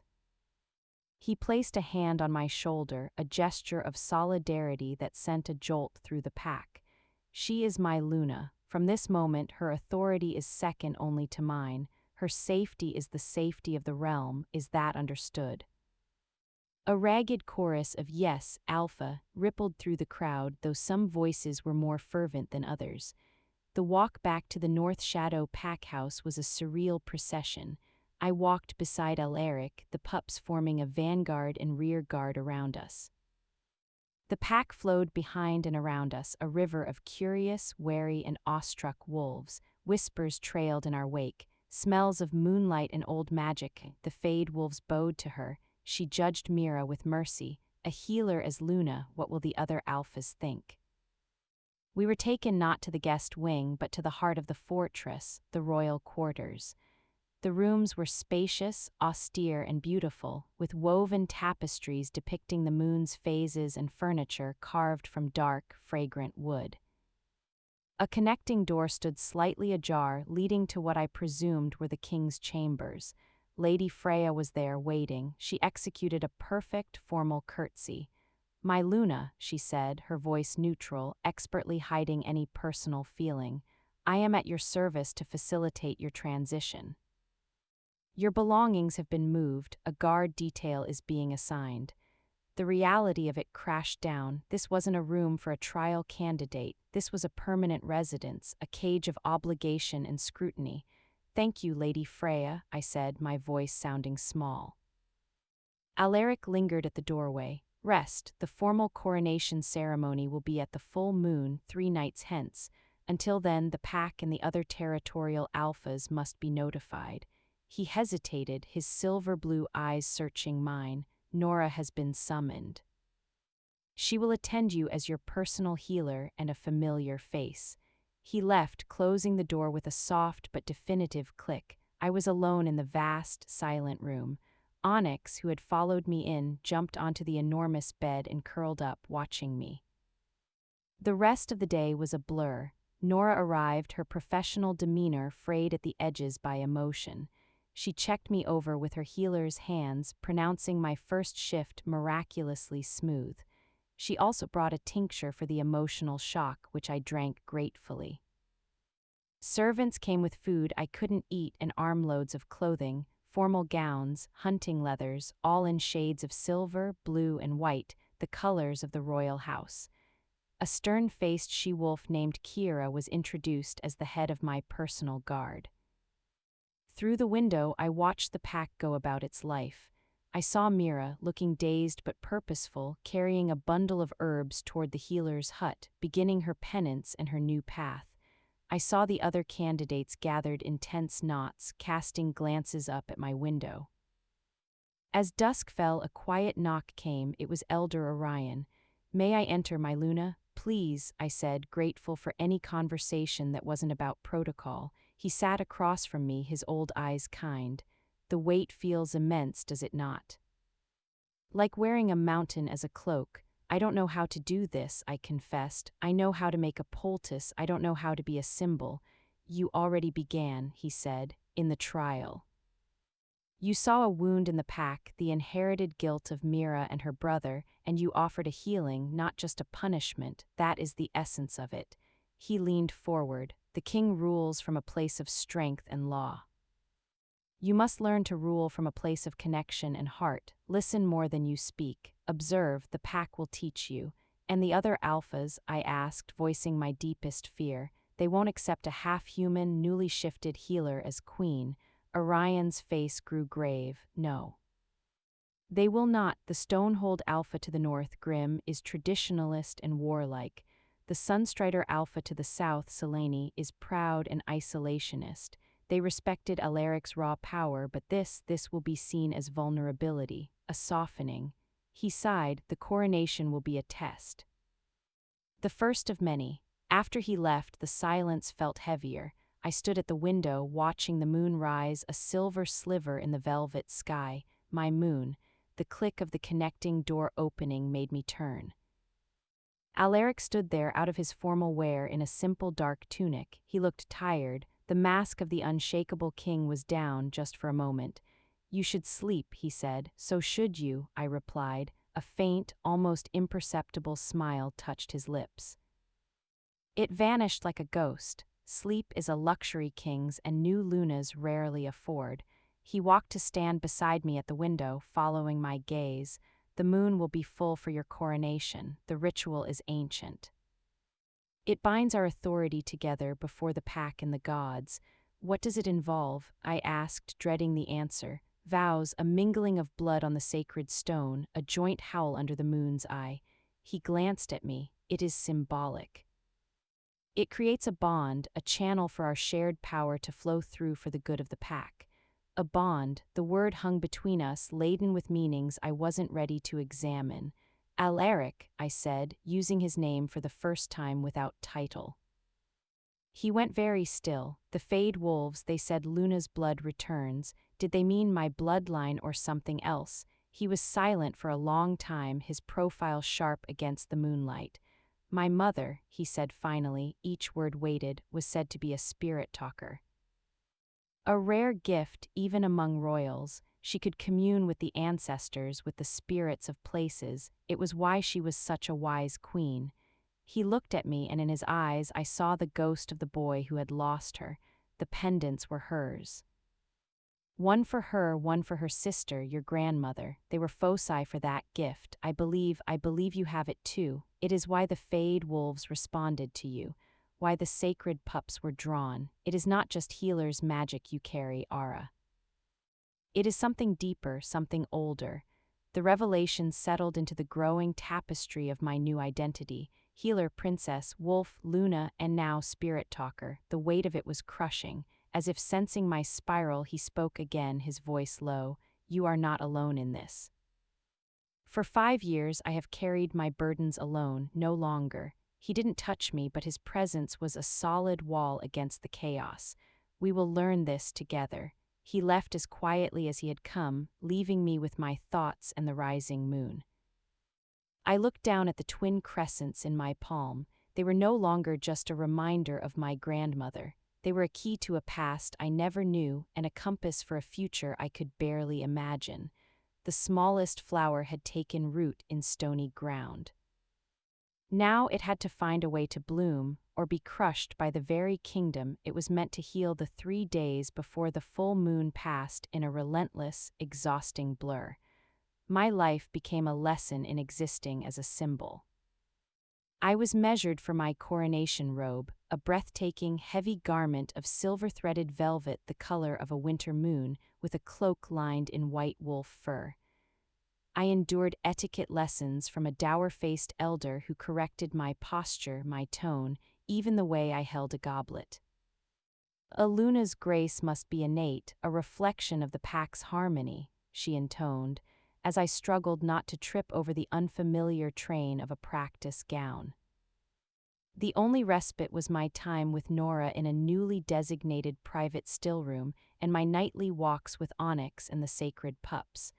The pack watched my every move, their gazes a constant pressure. Some were warming, warriors who nodded respectfully as I passed, mothers who smiled shyly. Others, like Sylvia and her circle, maintained a cold, watchful distance. Alpha Thorn's disapproval was a near-tangible chill in any room he entered. Alaric was often absent, closeted with his generals and scouts as reports trickled in. The other alphas were coming. Not just as guests, but as challengers assessing a new weakness. On the evening of the second day, he found me in the still room, grinding moonflower petals with more force than necessary. The pungent, calming scent did little to soothe my nerves. "Grim of Stonehold crosses the northern pass," Alaric said without preamble, leaning against the doorframe. His presence filled the small space. "He brings 50 of his fiercest warriors. Selene of Sunstrider arrives from the south at dawn with her retinue. She travels lighter, but her words are sharper than any claw. I didn't look up from the mortar, and what do they say? What you would expect, that the North Shadow King has lost his edge. That he clutches at ghosts and human girls to fill the void his family left, that a healer cannot hold a kingdom that was forged in war. The pestle slipped from my fingers, clattering on the stone table. Then why invite them? Why have a coronation at all if it's just a stage for them to mock us? Because hiding is a greater admission of weakness, he said, his voice low and hard. The coronation is not for them. It is for the pack. They must see us united. They must feel the bond solidify. It gives them strength, something to believe in beyond my sword arm. He pushed off the doorframe and came to stand across the table from me. And it is for the law, the ritual completes the selection. It makes your position unassailable by our own traditions. They may not like it, but they cannot deny its legitimacy without denying the very foundations of our society. I finally met his gaze. "You sound like you're preparing for a battle." "I am," he stated simply. "A battle of perception, of will. You will be their primary target. They will try to rattle you to make you seem small and human. You cannot show fear." "What should I show?" I asked, a hint of despair in my voice. He was silent for a moment, studying me. "Show them what you showed me in the woods, that quiet certainty. Show them the healer who sees the illness and is not afraid to touch it. You are not a warrior to meet their brute force. You are something they don't understand. That is your power." The morning of the coronation dawned clear and bitterly cold. The pack house thrummed with tense energy. From my window, I watched the arrival of the Stonehold contingent. They were a brutal-looking lot, riding massive shaggy horses, their armor made of dull, hammered iron. At their head was Alpha Grim, a mountain of a man with a red beard braided with bones and eyes like chips of flint. Not long after, the Sunstrider party arrived with silent, elegant precision. Their horses were sleek, their leathers dyed in patterns of gold and ochre. Alpha Selene was tall and severe, her dark hair woven with thin golden chains, her expression one of detached, analytical scorn. The great hall had been transformed. The high table was draped in white and silver. The Stone of Union, a massive, flat disk of obsidian etched with runes, had been placed in the center of the floor. The air smelled of roasting meat, pine boughs, and the sharp, clean scent of packed snow carried in on the guests' cloaks. I stood in an antechamber, my coronation robe so heavy it felt like another being clinging to my back. Nora fussed with my hair, braiding it into an intricate crown and leaving long silver threads to cascade down with the blonde. Onyx sat at my feet, a small black rock of calm. "Remember to breathe, child," Nora whispered, her hands trembling slightly on my shoulders. "The pack is with you, even the doubtful ones, you are theirs now." The great doors opened. A hush fell, so profound I could hear the crackle of the central fire from where I stood. Elder Orion's voice boomed out, reciting the long lineage of the North Shadow Kings, culminating in Alaric's name. Then he called mine. Ara of the royal bloodline, daughter of the lost star, chosen of the sacred Pups, victor of the ancient trials, step forward. I walked. The sea of faces on either side was a blur of color and sharp, assessing eyes. I kept my gaze fixed ahead on Alaric, who stood waiting beside the Stone of Union. He was dressed in formal black and silver, the iron crescent at his throat, his face a mask of regal impassivity. Only his eyes, tracking my progress, showed any life. I reached him. The hall was utterly silent. Orion began the vows, ancient words that wove together duty, sacrifice, and protection.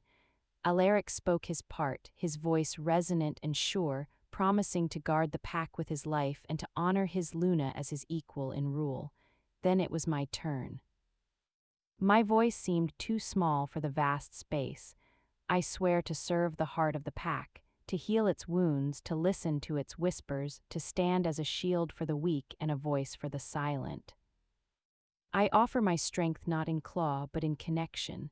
I bind my fate to the alphas and my spirit to the land for as long as the moon rises. As I finished, Orion produced a ceremonial dagger of black glass. Alaric held out his palm without hesitation. The blade flashed and a line of crimson welled. He clenched his fist, letting 3 drops fall onto the dark stone where they gleamed like wet rubies. Then it was my turn. I extended my hand, focusing on the cool weight of the pendants at my neck to steady myself. The cut was quick, sharp. My blood, a brighter red, joined his on the obsidian. As the drops met, a faint silver shimmer rippled across the stone's surface and a soft, collective gasp went through the hall. The stone had accepted the offering. "The bond is sealed," Orion declared. "Before the ancestors and the living pack, King Alaric and Luna Ara are joined in rule." The silence broke into a roar of approval from the North Shadow wolves. The sound from the visiting contingents was more subdued, a polite rumble. Then, as tradition dictated, the new rulers were to receive the formal acknowledgement of the visiting alphas. Grim of Stonehold lumbered forward first. He stopped before us, his small eyes darting between Alaric and me with open derision. "King Alaric," he grunted, giving a shallow, perfunctory bow. His gaze settled on me, sweeping from my head to my feet. "Luna," the word was a sneer, a pretty ceremony. "It reminds me of the tales we tell our pups, full of magic and happy endings." He leaned forward slightly, his voice dropping to a carrying whisper. "But tales do not hold borders, strength does. I wonder what strength a little healer brings to a throne of wolves." The hall went quiet again. This was the first challenge. Before Alaric could react, his energy had shifted to something deadly. I took a small step forward. I met Grim's gaze, calling on every ounce of the stillness I used when approaching a wounded animal. "True strength, Alpha Grim," I said, my voice clear and carrying in the hush, "is not just in the tooth that rends, but in the body that endures. A pack with festering wounds is weak, no matter how sharp its claws. I bring the strength to see the wound and the will to heal it. That is how a kingdom endures, not just through battles won, but through illnesses survived." I didn't blink, I didn't look away. For a long, tense moment, Grim just stared, his brutish face unreadable. Then he let out a short, sharp bark that might have been a laugh or a cough. Words, he grunted, but the outright contempt had dimmed, replaced by a wary curiosity. He gave another, slightly deeper nod and moved aside. Selene of Sunstrider glided forward next. Her acknowledgement of Alaric was gracefully deep. When she turned to me, her expression was one of cool, academic interest. "Luna Ara," she said, her voice like silk over ice. "Your unique origins are the talk of the territories. A human healer, a lost princess, a spirit talker if the rumors are true. Tell me, do you believe the fragility of your former species gives you a special insight into leadership? Or does it simply make you fragile in a world of hard truths?" It was a more elegant, more poisonous barb than Grimm's. I felt the heat of Alaric's anger beside me, but I kept my focus on Selene's sharp, intelligent eyes. "Fragility and strength are not opposites, Alpha Selene," I replied. "The willow bends in the storm and lives, the oak resists and breaks. My former species, as you call it, taught me resilience. It taught me that true power often lies in adaptation, in understanding that which is different from yourself. I would think a wise leader would value such perspective, not fear it." A faint flicker of something, surprise perhaps, crossed Selene's composed features. She hadn't expected a reasoned counterargument. She inclined her head, a gesture of conceding a point in a debate. "An interesting philosophy. Time will judge its merit." She moved away, her golden chains whispering. The formalities continued, but the crucial tests were over. The feast began, but it was a strained affair. I sat beside Alaric, picking at my food, feeling the weight of hundreds of eyes. As the night wore on, a young Stonehold warrior, deep in his cups, began loudly boasting to a table of North Shadow wolves about Grimm's prowess, disparaging the moon-touched pageantry of our court. A North Shadow warrior, loyal and insulted, rose to his feet, words turning to shoves. A fight was about to erupt in the middle of the hall, a disastrous breach of guest right and a perfect display of the disunity our enemies suspected. Alaric began to rise, his face darkening, ready to quell it with brute force. I placed a hand on his arm, staying him for a second. I didn't stand. I didn't shout. I looked at Onyx, who lay beneath the table at my feet. I thought of the connection I'd felt to the pack's spirit in the meadow, of the silent language of the sacred pups. I focused not on the angry men, but on the energy of the hall, the fraying tempers, the sparked pride. I sent out a pulse of calm, not as a command, but as an offering, a feeling of cool water, of a deep, steadying breath. I poured it through the bond I now felt humming between Alaric and me and out into the room. The effect was subtle but immediate. The shouting warrior's next curse died on his lips. The shoving lost its vicious intent. Both men blinked, looking confused at their own rage. A wave of quiet settled over their corner of the hall. They muttered apologies and sat down, the confrontation dissipating like mist. No one saw me do it, no one but Alaric, who felt the pulse through our bond, and Selene, whose sharp eyes had been watching me instead of the fight. I saw her stiffen, her gaze locking with mine from across the room. She had seen. And she understood that the new Luna's power was not just in words. Later, as the feast finally wound down, Alaric and I stood together on a balcony overlooking the moon-drenched courtyard. The sounds of celebration were fading. "You stopped that fight," he said, not a question. I tried to soothe it. "I don't know how I did it." "Spirit talker," he murmured, looking out at the silver-lit night. "You influenced the pack spirit just for a moment, like calming a troubled dream." He looked at me, and in the moonlight his face was all stark angles and shadow. Grimm sees a weakness to exploit. Selene sees a puzzle to solve, but after tonight, they also see a power they cannot categorize. That makes you dangerous to them.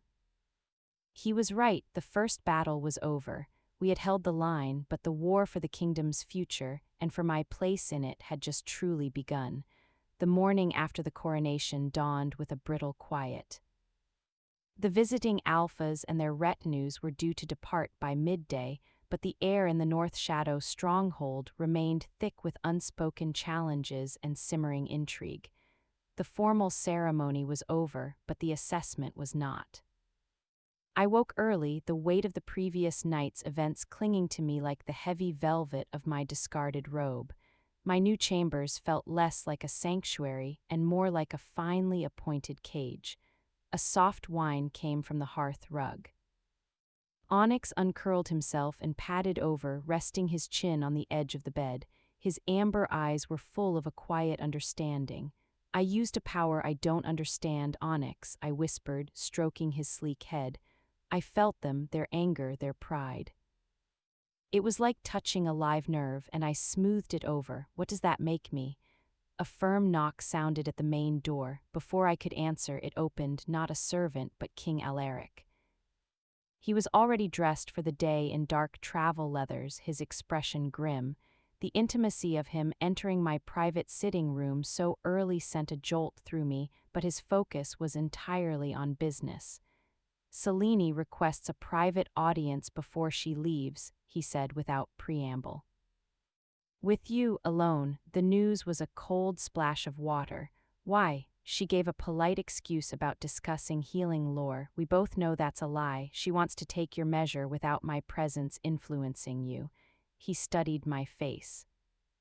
"You do not have to grant it. As your alpha, I can refuse on grounds of your security." The thought of hiding behind him was tempting, but I remembered the calculating look in Selene's eyes, the way she had watched me calm the fight.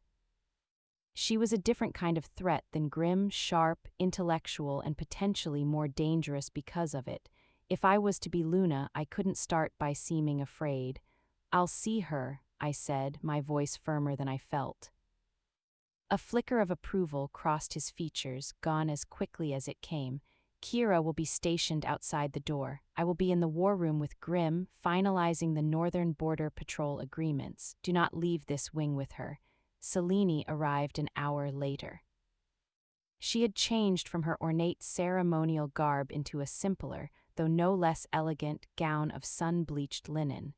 She carried no visible weapon, but her presence was a blade all its own. "Luna Ara," she said, offering a precise, respectful nod as the door closed behind her, leaving us alone in the sunlit sitting room. "Thank you for receiving me. I trust you recovered from the exertions of the celebration." "The North Shadow hospitality is robust," I replied, gesturing for her to sit. I took the chair opposite, Onyx settling protectively at my feet. "You mentioned an interest in healing lore." A faint, knowing smile touched her lips, a pretext, as I am sure you deduced. "I am interested, but not in herbs. I am interested in you." She leaned forward, her gaze analytical. "The story is fantastical. A lost princess, raised in secret, emerging to heal a broken king. It sounds like a fireside tale, yet here you sit. The sacred pups follow you. The stone of union accepted your blood, and last night you pacified a brewing brawl without a word or a gesture. I felt the shift in the room's energy, a ripple of pure calm. So she had felt it clearly. Denial was useless. "The well-being of the pack is a Luna's concern. I sought only to prevent disharmony." "You sought, and you achieved through a means few possess," Selene countered. "The old texts call it spirit-soothing, a branch of the spirit-talker gift. My own great-grandmother was said to have a touch of it. It is a power of influence, of subtle control." Her eyes held mine, probing for a reaction.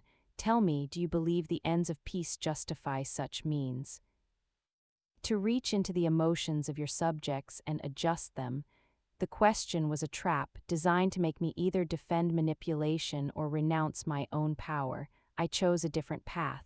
A healer does not control a fever. She understands it, and she offers the body the means to calm itself. What I did felt less like control and more like offering a blanket to someone shivering with rage. They chose to take it. Selene's eyebrows lifted slightly. She hadn't expected that answer. An elegant analogy. "And do you believe you can offer a blanket to an entire kingdom, to rival alphas with armies at their backs?" "I believe a kingdom, like a body, cannot heal if it is constantly at war with itself," I said, repeating the core truth that had guided me through the trials. My role is not to command the hearts of others, but to help create conditions where peace is possible. Where wounds can close. She was silent for a long moment, reassessing me. You speak with the conviction of the idealist, she said finally. Idealism is a luxury shattered kingdoms cannot afford. Grimm sees your presence as a sign of Alaric's sentimental decline. He will test that weakness probably before the snow melts. She stood, smoothing her gown. I, however, see a potential catalyst. Change is coming, Luna Ara, whether the traditionalists like it or not. The question is whether that change will be a slow healing or a violent rupture. You represent the former, that makes you a threat to some and a point of curiosity to others, like myself. She moved toward the door, then paused. A word of advice from one who must constantly calculate advantage. Your power is subtle. Do not reveal its full extent too soon, and watch the shadows within your own court. Not everyone who bows to you wishes you well. With that, she was gone, leaving behind the scent of desert sage and a room full of unsettling implications. Her warning echoed in my mind long after the last hoofbeat of the departing delegations faded. Watch the shadows within your own court. I threw myself into the work of being Luna, using action to quiet my unease.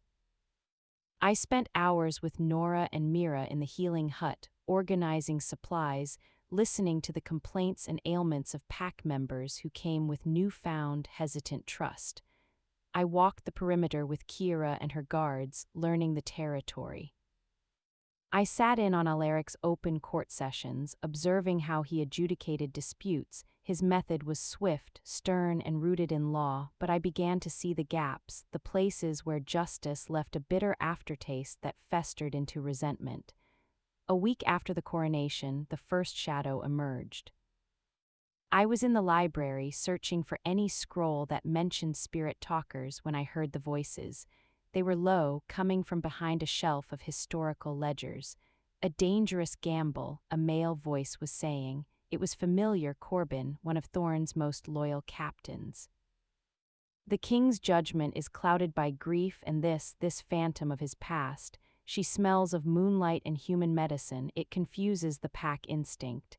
The sacred pups chose her, a younger voice replied, uncertain.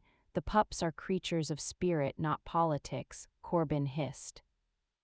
They see a lost princess and respond to old magic. They don't see that her very existence is a provocation. Grimm is massing troops near the Blackstone Pass. He wouldn't dare if Alaric hadn't shown this weakness. We are being led to ruin by a king chasing ghosts and a girl playing at queen. The words were like physical blows. I stood frozen, the scroll in my hand forgotten. What would you have us do? The younger wolf asked. Remain vigilant. Stay true to the real strength of the pack. Thorne is our alpha's right hand, and he has not bowed his head to this new order. We watch, we wait, and if the time comes to steer the pack back to safety, we must be ready. Their footsteps receded. I remained in the silent aisle, my heart pounding. This was more than mere dislike. This was the whisper of dissent, of potential mutiny, festering in the heart of our own stronghold. I didn't tell Alaric, not yet. Corbin's words, though treasonous, held a grain of truth about the external threat. Telling the king might trigger the very fracture I feared. Instead, I began to watch. I noted who spent an unusual amount of time with Thorne, which warriors avoided my eyes. The external threat arrived faster than expected. A bloodied scout stumbled into the courtyard just 2 nights later, collapsing before he could reach the Great Hall. The message was dire. A Stonehold raiding party had ambushed a North Shadow patrol in the disputed Blackstone Pass, 5 wolves dead. The patrol had been lured into a trap. The war room that night was a storm contained by stone walls. Maps were unfurled, tokens slammed onto tables. Alaric's fury was a cold, silent thing that made the air hard to breathe. This is Grimm's answer to your coronation, Thorne stated, his voice like grinding stone. He pointed a thick finger at the map. He probes, he tests our resolve. We must answer with overwhelming force, crush the raiding party, then push into Stonehold territory and take the pass for good. That would start a war we are not prepared for, argued Reed the beta, his face drawn. Our eastern flank is still vulnerable. Sunstrider watches like a vulture. Not responding is worse, Thorn roared. It confirms every suspicion of weakness. Alaric listened to the arguments, his gaze fixed on the map. The weight of kingship was on him, the decision his alone. I stood slightly apart near the hearth, an observer. The memory of the fight at the feast, of the easy slide from pride to violence, was fresh in my mind. A show of force is necessary, Alaric said at last, his voice cutting through the noise, but not an invasion. We double our patrols at the pass. We send a clear, sharp message, cross our border again, and the retaliation will be swift and total, but we do not cross into his land, not yet. It was a middle path designed to show strength without triggering all-out war. Thorn looked dissatisfied but nodded curtly. As the commanders were dismissed to carry out their orders, Alaric remained, staring at the map. I approached quietly. Grim wanted a reaction, I said softly. He wanted you to lash out blindly, to overextend. You didn't give it to him. He didn't look at me. I gave him enough. He will see it as caution, not strength. The whispers will grow. He finally turned, his silver-blue eyes shadowed with exhaustion and the ghosts of past wars. Thorn is not wrong. A king must sometimes be a hammer. I have spent 5 years being nothing else. Now, he looked at me, and in his gaze I saw the terrifying vulnerability of a man trying to change his nature. Now I am trying to listen to a healer. I hope it is not the mistake that gets us all killed. He left me alone in the dim room with the maps of a kingdom balanced on a knife's edge. Cellini's warning and Corbin's treasonous whispers seemed to weave together in the firelight. The external enemy was clear. But the more insidious danger, the shadow within, was just beginning to stir. The days following the Blackstone Pass ambush settled into a brittle, watchful rhythm. The North Shadow stronghold became a clenched fist. Patrols departed at all hours, returning grim-faced and often bloodied from skirmishes that fell just short of open war. The air tasted of iron and tension. My role as Luna shifted from symbol to something more fraught. I was no longer just a curiosity to be observed. I was a variable in a deadly equation. The pack watched to see if I would weaken their king or strengthen him. The dissenters watched for a misstep, and I watched the shadows, remembering Corbin's words and Cellini's warning. I found my purpose where I always had, in the healing hut. With Nora and Mira, I treated the wounded warriors. The injuries were my first brutal education in werewolf conflict, deep slashes from stonehold axes, punctures from spears, and burns from the crude, alchemical firepots Grimm's wolves favored. As I worked, I listened, not to the groans of pain, but to the words spoken between clenched teeth. They knew we were coming, a young warrior muttered as I stitched a gash on his arm, like they had a map of our patrol route. Lucky guess, his companion grunted, holding a poultice to his own side. Twice in a row isn't luck, the first insisted, then fell silent as he noticed my presence. The suspicion took root, information was leaking. The thought turned my blood cold. I brought my concerns to Alaric that evening in the war room. He was alone, poring over scout reports, the lines on his face etched deeper by lamplight. "The men are talking," I said, dispensing with formalities. "They think the Stoneholds are too well informed." He didn't look up. "I know Reed is investigating. Patrol schedules have been changed. Only Thorn, Reed, myself, and the patrol leaders know the new rotations." A quiet dread uncurled in my stomach. "Thorn," Alaric's head snapped up, his eyes sharp. "What are you implying?" "I'm not implying. I'm telling you what I heard." I repeated Corbin's treasonous conversation in the library, watching the storm gather in his expression. He speaks of Thorn as the real strength of waiting to steer the pack back to safety. He called me a phantom and a provocation.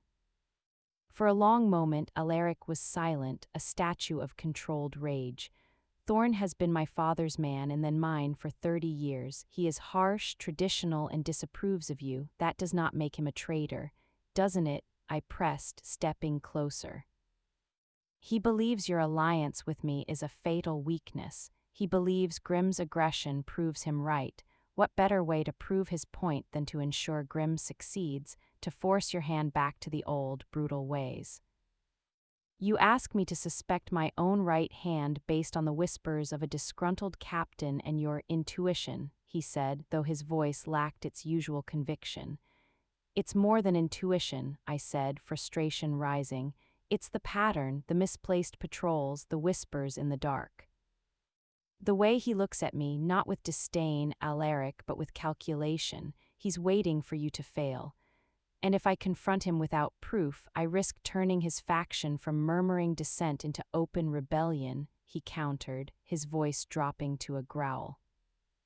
I could rip the pack apart from the inside. Is that what you want? I want the pack to survive. I shot back, my own temper flaring. And it won't survive if its heart is poisoned. You rule from the head with law and strength.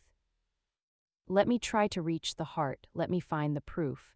He studied me, the conflict plain in his eyes, the king who needed to act and the man who was beginning, tentatively, to trust. How? The same way I find the source of an infection, I said. I listened to the body. My opportunity came sooner than expected. A feast was called to honor the warriors returning from the reinforced patrols, a show of unity and strength for the pack. The great hall was loud, boisterous, thick with the smells of meat and ale and wolf. Alaric sat at the high table, Thorn to his right, me to his left. The distance between the king and his general was a chasm masked by courtesy. I drank little, ate less. I opened my senses, not pushing out calm as I had before, but pulling in. Letting the emotions of the hall wash over me, the bravado, the relief, the underlying anxiety. I sought a discordant note, a thread of malice woven into the tapestry of pack feeling. It was like listening for a single wrong instrument in a loud orchestra. Then I felt it. A cold, focused spike of satisfaction coming from the lower tables, not from Thorn, who was a steady, grim presence, but from his sphere of influence. I let my gaze drift, following the feeling. It landed on Corbin. He was laughing with his comrades, but his eyes were hard, flicking between Thorn and Alaric with a proprietary gleam. And then his gaze slid to a young, nervous-looking messenger wolf seated near the kitchen doors, a wolf assigned to the courier run between the outposts. The messenger wolf stood, slipping out of the hall. A moment later, Corbin made a casual excuse and followed. This is it. The thought was clear and cold. I leaned toward Alaric, speaking under the cover of the hall's noise. Corbin just followed a messenger out. The one who handles the Blackstone outpost reports. Alaric's hand tightened around his goblet. He gave an almost imperceptible nod to Reed, who was watching from further down the table. The beta melted away from the feast. The next minutes were an eternity. I watched Thorn. He seemed oblivious, engaged in a gruff conversation with another elder, but his knuckles were white where he gripped his knife. Reed returned, leaning between Alaric and me to refill a wine jug. His whisper was a breath. The messenger was passing a sealed scroll to Corbin in the stable yard. I have them both in the west guard room. The scroll is blank. A blank scroll, my heart sank. A code or a signal. Alaric rose, the hall fell silent. My thanks for your loyalty and your strength, he announced, his voice filling the space. The feast continues. Thorn, Reed, Luna Ara with me. The command brooked no argument. Thorn stood, his expression unreadable. We followed Alaric out of the hall, the joyous noise cutting off abruptly as the doors closed behind us. The west guard room was a cold stone cube. Corbin and the young messenger, Ewan, stood under guard. Corbin's face was a mask of defiant arrogance. Ewan trembled. Explain this, Alaric said, his voice dangerously quiet, tossing the blank scroll onto a wooden table. A mistake, my king, Corbin said smoothly. The boy gave me the wrong scroll. I was to receive the supply list for the outpost. The supply lists are delivered to the quartermaster at dawn, Reed said flatly, not passed in secret at a feast. A private matter then, Corbin shrugged. A gambling debt. Alaric ignored him, turning his glacial gaze to Ewan. The young wolf flinched. Who were you truly meeting, Ewan? And for whom do you betray your pack? Ewan's eyes darted to Thorn, then away, terror-stricken. Thorn stepped forward, his voice a low rumble. The boy is clearly confused, my king. Let me take him and discipline him for his incompetence. This is a matter for a commander, not the throne. Everything in this pack is a matter for the throne, Alaric said, not looking away from Ewan. Especially treason. Who gave you the scroll, Ewan? Look at me. The weight of the Alpha's command forced Ewan's head up. Tears streaked his face. He's protecting someone, I said, my voice cutting through the tension. I walked toward Ewan, not with threat, but with the same gentle firmness I used with frightened patience. I blocked out the others, focusing only on the terrified young wolf.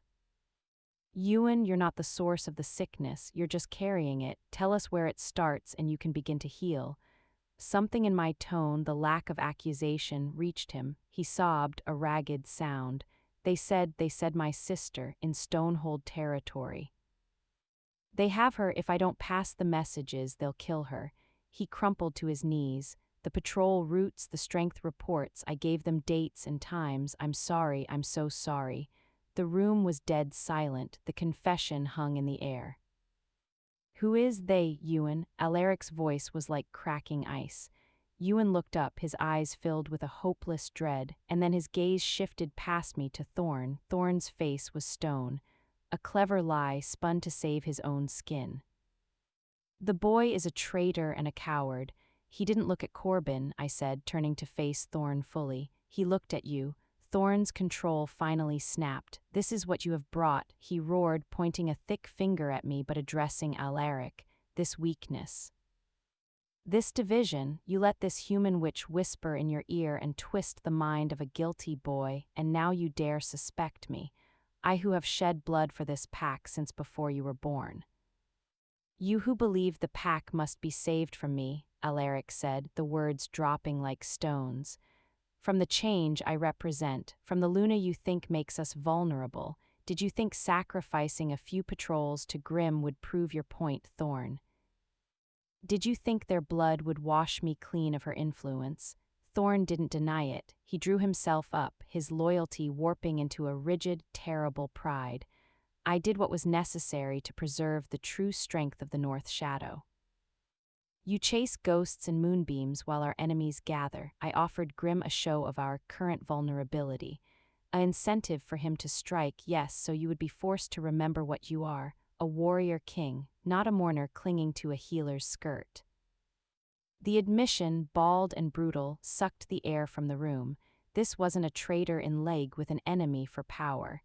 This was a fanatic, betraying his king to force him back into a mold of brutal strength. Alaric stared at his oldest commander, and in his eyes I saw not just betrayal, but a profound, personal grief. You sacrificed our wolves, you conspired with the enemy who killed my family for an idea. For the pack's survival, Thorn thundered. You have slain it, Alaric whispered. Then his voice hardened into the finality of judgment. Alpha Thorn, you are guilty of treason and consorting with the enemy. Your life is forfeit. The guards moved. Thorn didn't fight. He stood, proud and broken, as they bound his hands. As he was led away, his eyes met mine one last time, filled with a hatred so pure it was almost reverence. You will be the death of him, he said, the words a curse. The door closed. The silence that remained was hollow, echoing with the sound of a pillar of the kingdom crumbling to dust. Alaric turned to the sobbing Ewan. Your sister's location, everything you know, now. As Reed began the interrogation, Alaric walked to the window, his back to the room. I went to stand beside him, looking out at the moonlit courtyard where, just hours ago, wolves had laughed and feasted. The infection is found, I said softly, and cut out. It will hurt, but the body can heal now. He didn't look at me. At what cost? His betrayal will spread like poison. The traditionalists will see a king who executes his most loyal general for a human's sake. The fracture you warned of, it's here. The fracture was always here, I said. He just forced it into the light, now we see it. Now we can truly begin. He finally turned. In the moonlight, the grief and exhaustion were raw on his face, but beneath it there was a resolve newly tempered. Grim will attack, soon. He knows his source of information is gone. He'll strike before we can regroup. Then we regroup faster, I said, the healer in me shifting into the strategist survival had always forced me to be. We use the truth. We tell the pack what Thorn did, not as my victory, but as his betrayal of every wolf who died at Blackstone. We unite them against the real enemy, not with a hammer, Alaric, with the truth. It's the only medicine strong enough for this. He looked at me for a long moment, the Luna in her silver braids, the healer with blood under her nails, the princess who had just helped unmask a traitor. A strange, weary respect glinted in his silver-blue eyes. "Then we begin," he said, echoing my words. The war outside the walls was coming, but the battle for the soul of the North Shadow Pack had just been won. The morning after Thorn's arrest, the North Shadow stronghold felt like a body in shock, stunned, silent, and awaiting the pain. News had spread like a cold wind through stone corridors. The Alpha's right hand, a pillar of the pack for generations, was a traitor. Whispers replaced the usual dawn bustle, thick with disbelief, anger, and a simmering fear. Alaric moved with a grim, unstoppable purpose. He called a full pack gathering at first light in the main courtyard. No feast, no ceremony. Just the king, his beta, his Luna, and several hundred wolves standing in the brittle cold. He stood on the raised platform where the traitor's fate would be declared, read a solid shadow at his shoulder.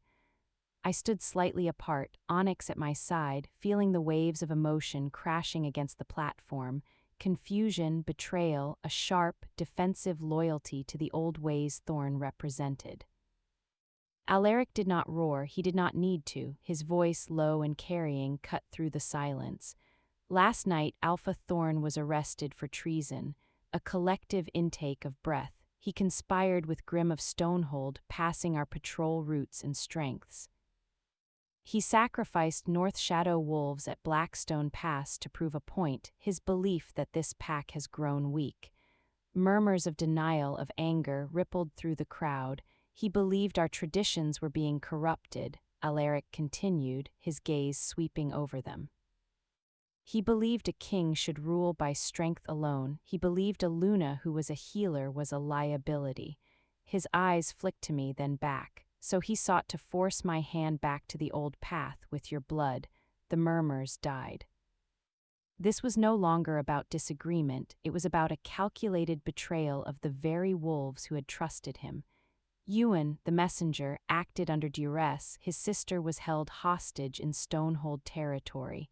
Alaric gestured, and the young wolf was brought forward, pale but standing straight. He has given us her location, and a rescue is underway. His confession and the evidence Reed uncovered leaves no doubt. Thorn's treason is fact. He let that settle, the hard, ugly truth taking root. This is not a fracture caused by change, Alaric said, his voice gaining intensity. This is a sickness that festered in the dark, fed by pride and a refusal to see that strength alone is a brittle thing. It snaps. True strength is in the bond, in the wolf at your back, in knowing your alpha fights for you, not just with you. He paused, his next words dropping like stones, and in knowing your Luna would heal you, not sacrifice you. He turned his head toward me. It was an invitation, a command.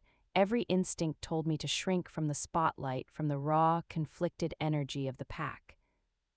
But I remembered Thorn's curse. You will be the death of him. I would not let my presence be a weapon used to divide. I had to be the bridge. I stepped forward to stand beside Alaric. I didn't look at him, I looked at the pack. At the warriors with fresh scars, at the mothers holding pups close, at the elders with faces lined by past wars. I am a healer, I began, my voice clear but not loud. I was raised to mend broken bones and soothe fevers. When I came here, I saw a different kind of sickness, a wound that wasn't bleeding but was poisoning from within, distrust, division, the belief that mercy is weakness and that the past is the only map for the future. I saw some heads bow, others jut forward in challenge. Thorn saw my methods as a threat to your survival. He was wrong. The threat was the wound he refused to let close. The threat was believing that to be strong, you must be only one thing: hard, unforgiving, alone. I lifted my chin. A body is not just bone, it is sinew and blood and nerve. A pack is not just warriors, it is hunters, healers, teachers, pups. If one part declares war on another, the whole body dies. I am here not to make you soft, but to make you whole, so you can face your enemies not as a collection of fractured parts, but as an unbreakable whole. I touched the twin crescents at my throat. These were not given to me for decoration. They are a reminder that even the smallest light can hold back the dark.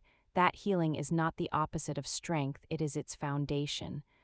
Thorn chose to deepen your wounds. I choose as your Luna to help you heal them, so we can face what comes next, together.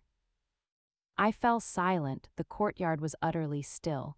No one cheered, but the air had changed. The confusion was crystallizing into a choice. They could cling to the shattered idol of Thorn and his bleak, lonely strength, or they could reach for the harder, more terrifying prospect of unity that Alaric and I offered. Alaric spoke into the silence, his voice final. Thorn's life is forfeit by law. His sentence will be carried out at sundown. Let every wolf who followed him out of loyalty see the cost of treason. And let every wolf understand this: the North Shadow Pack moves forward, not as we were, but as we must be, strong, united, and whole. The gathering dispersed, not with conversation, but with a heavy, thoughtful quiet. The work of true unity was just beginning, but the first, crucial blow had been struck against the infection of doubt. The rest of the day was a whirlwind of grim preparation. Alaric, Reed, and the remaining commanders planned the rescue of Ewan's sister and revised defensive strategies, now operating on the assumption that Grimm would launch a full-scale attack once his information stream dried up. My role shifted again. I was no longer just a symbol or a healer of bodies, I was a stabilizer. I moved through the stronghold, visiting the barracks, the kitchens, the dens. I spoke to warriors who had idolized Thorn, listening to their anger without judgment, acknowledging their sense of betrayal. I didn't try to convince them with words, but with presence. With the steady, calm certainty I had learned at my grandmother's side, the same certainty I used to steady a patient in crisis. As dusk approached, a different task fell to me. Nora found me in the still room, preparing bundles of wound-wort and pain-numbing poppy. "The traitor's family," she said, her face lined with pity. "Thorn's mate died years ago, but he has a son, Cale. He's 17. He's not taking it well. He's locked himself in their quarters. The guards are watching, but he was a bomb of grief and shame waiting to explode." I nodded, setting down my herbs. "I'll go." Cale's door was guarded by two stern-faced wolves who stepped aside at my approach. I knocked, no answer. "Cale," I said through the heavy wood, "my name is Ara. I'd like to speak with you." "Go away." The voice was raw, muffled by tears and rage. "Haven't you done enough? You and your human lies, you turned them all against him."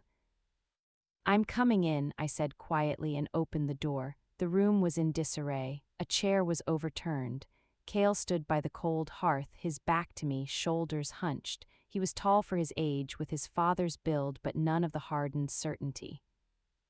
He vibrated with anguished youth. "I'm not here to gloat or to justify," I said, closing the door and leaning against it. "I'm here because you're in pain, and pain left alone can turn into something worse." He whirled around. His face was tear-streaked, his eyes blazing with a hatred that was all the more terrible for being so unformed. He was a hero. He served this pack his whole life, and your magic and your words, you poisoned the king's mind. "The king's mind is his own," I said evenly. And the evidence was not magic. It was the testimony of a boy whose sister was held hostage.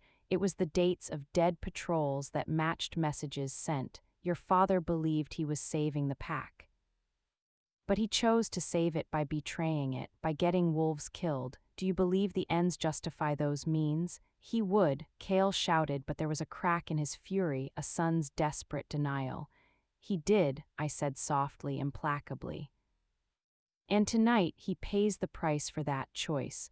Not because of me, Kale, because of the law he himself upheld for decades, the law that says the pack comes before anyone wolf. He sank onto the edge of the bed, his head in his hands, his anger collapsing into wretched sobs. What do I do? Everyone will hate me. They'll think I knew, or that I'm like him.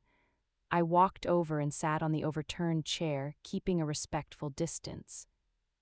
You are not your father. His choices are his, yours are your own. The pack is wounded, but it is not without heart. You can choose to let this grief twist you into bitterness, to become a shadow in your own home. Or you can choose to honor the parts of him that were truly loyal, his courage, his dedication, by serving the pack in your own way without his blindness. He looked up, his eyes red-rimmed and lost. How? Start by witnessing his sentence, I said, not unkindly. Face it.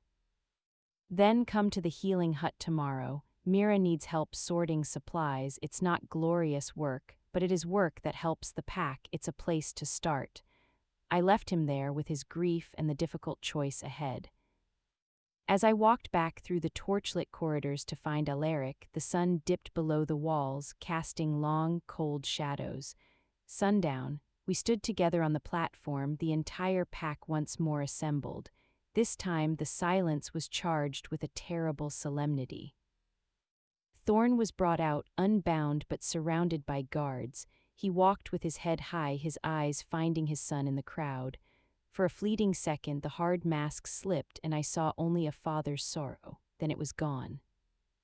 He looked at Alaric and gave one last, short nod, not of submission but of acknowledgement between old soldiers. Then he looked at me and his gaze was empty of the earlier hatred. It was simply final. Alaric spoke the sentence. A single warrior stepped forward, a close combat dagger in hand. It was swift, a flash of steel in the twilight, a quiet gasp, and it was over. Thorn fell, not with a roar but with the dignity of a fallen monument. The pack released a collective breath, a sound of sorrow and grim closure. As the body was taken away, Alaric's hand found mine where it hung at my side. His fingers laced through mine, a brief, fierce squeeze, a transfer of warmth, of shared burden, of unbreakable solidarity in the face of death and duty. It was the first time he had voluntarily touched me without ceremony or necessity. It lasted only a heartbeat before he let go, turning to address the pack once more. It is done, the betrayal is purged. Let no wolf speak of Thorn as a hero or a martyr. Let him be a lesson. Look to your left, look to your right, that is your strength, the wolf beside you, the Luna who heals you, the Alpha who leads you. We face the dawn as one pack, dismissed. The wolves turned away, moving quietly toward their dens, their posts, their families. The fracture had been brutal, but it was clean. The healing could begin. Later, on the battlements under a sky scattered with early stars, Alaric and I stood watch. The wind carried the scent of distant pines and the faint, metallic tang of the coming storm. Grim will come within days, Alaric said, his voice quiet. I know. Are you ready? He asked, not looking at me. To heal the wounded, yes. To stand beside you, yes. I took a deep breath. To see more death? No, but I will. He was silent for a long time. What you said today about being whole, it was what my mother tried to teach, what was lost in the war. He finally turned his head. You are not what I expected, Ara. You are not what anyone expected, but you are what we needed. It wasn't praise, it was a recognition, a king assessing a new, vital asset, but from him it felt like the highest honor. Below us the stronghold was quiet, licking its wounds, gathering its strength. The internal enemy was gone, the external enemy was coming.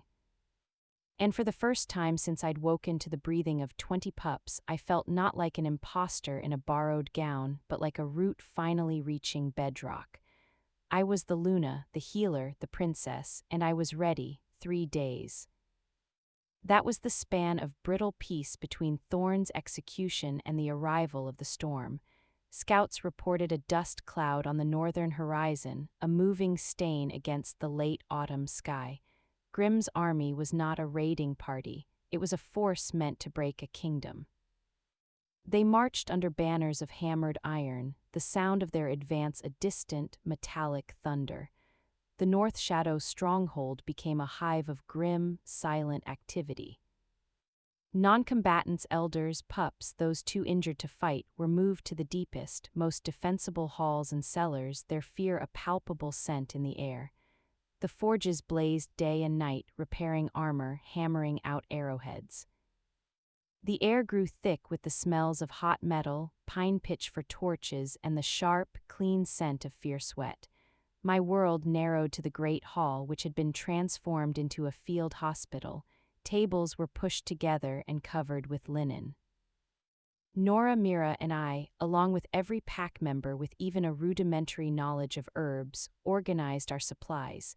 Mountains of bandages, pots of salve, bowls of clean water, and bundles of every pain-numbing, blood-staunching, fever-breaking plant we had. Alaric was everywhere at once on the walls with his commanders in the armory, a relentless, focused force.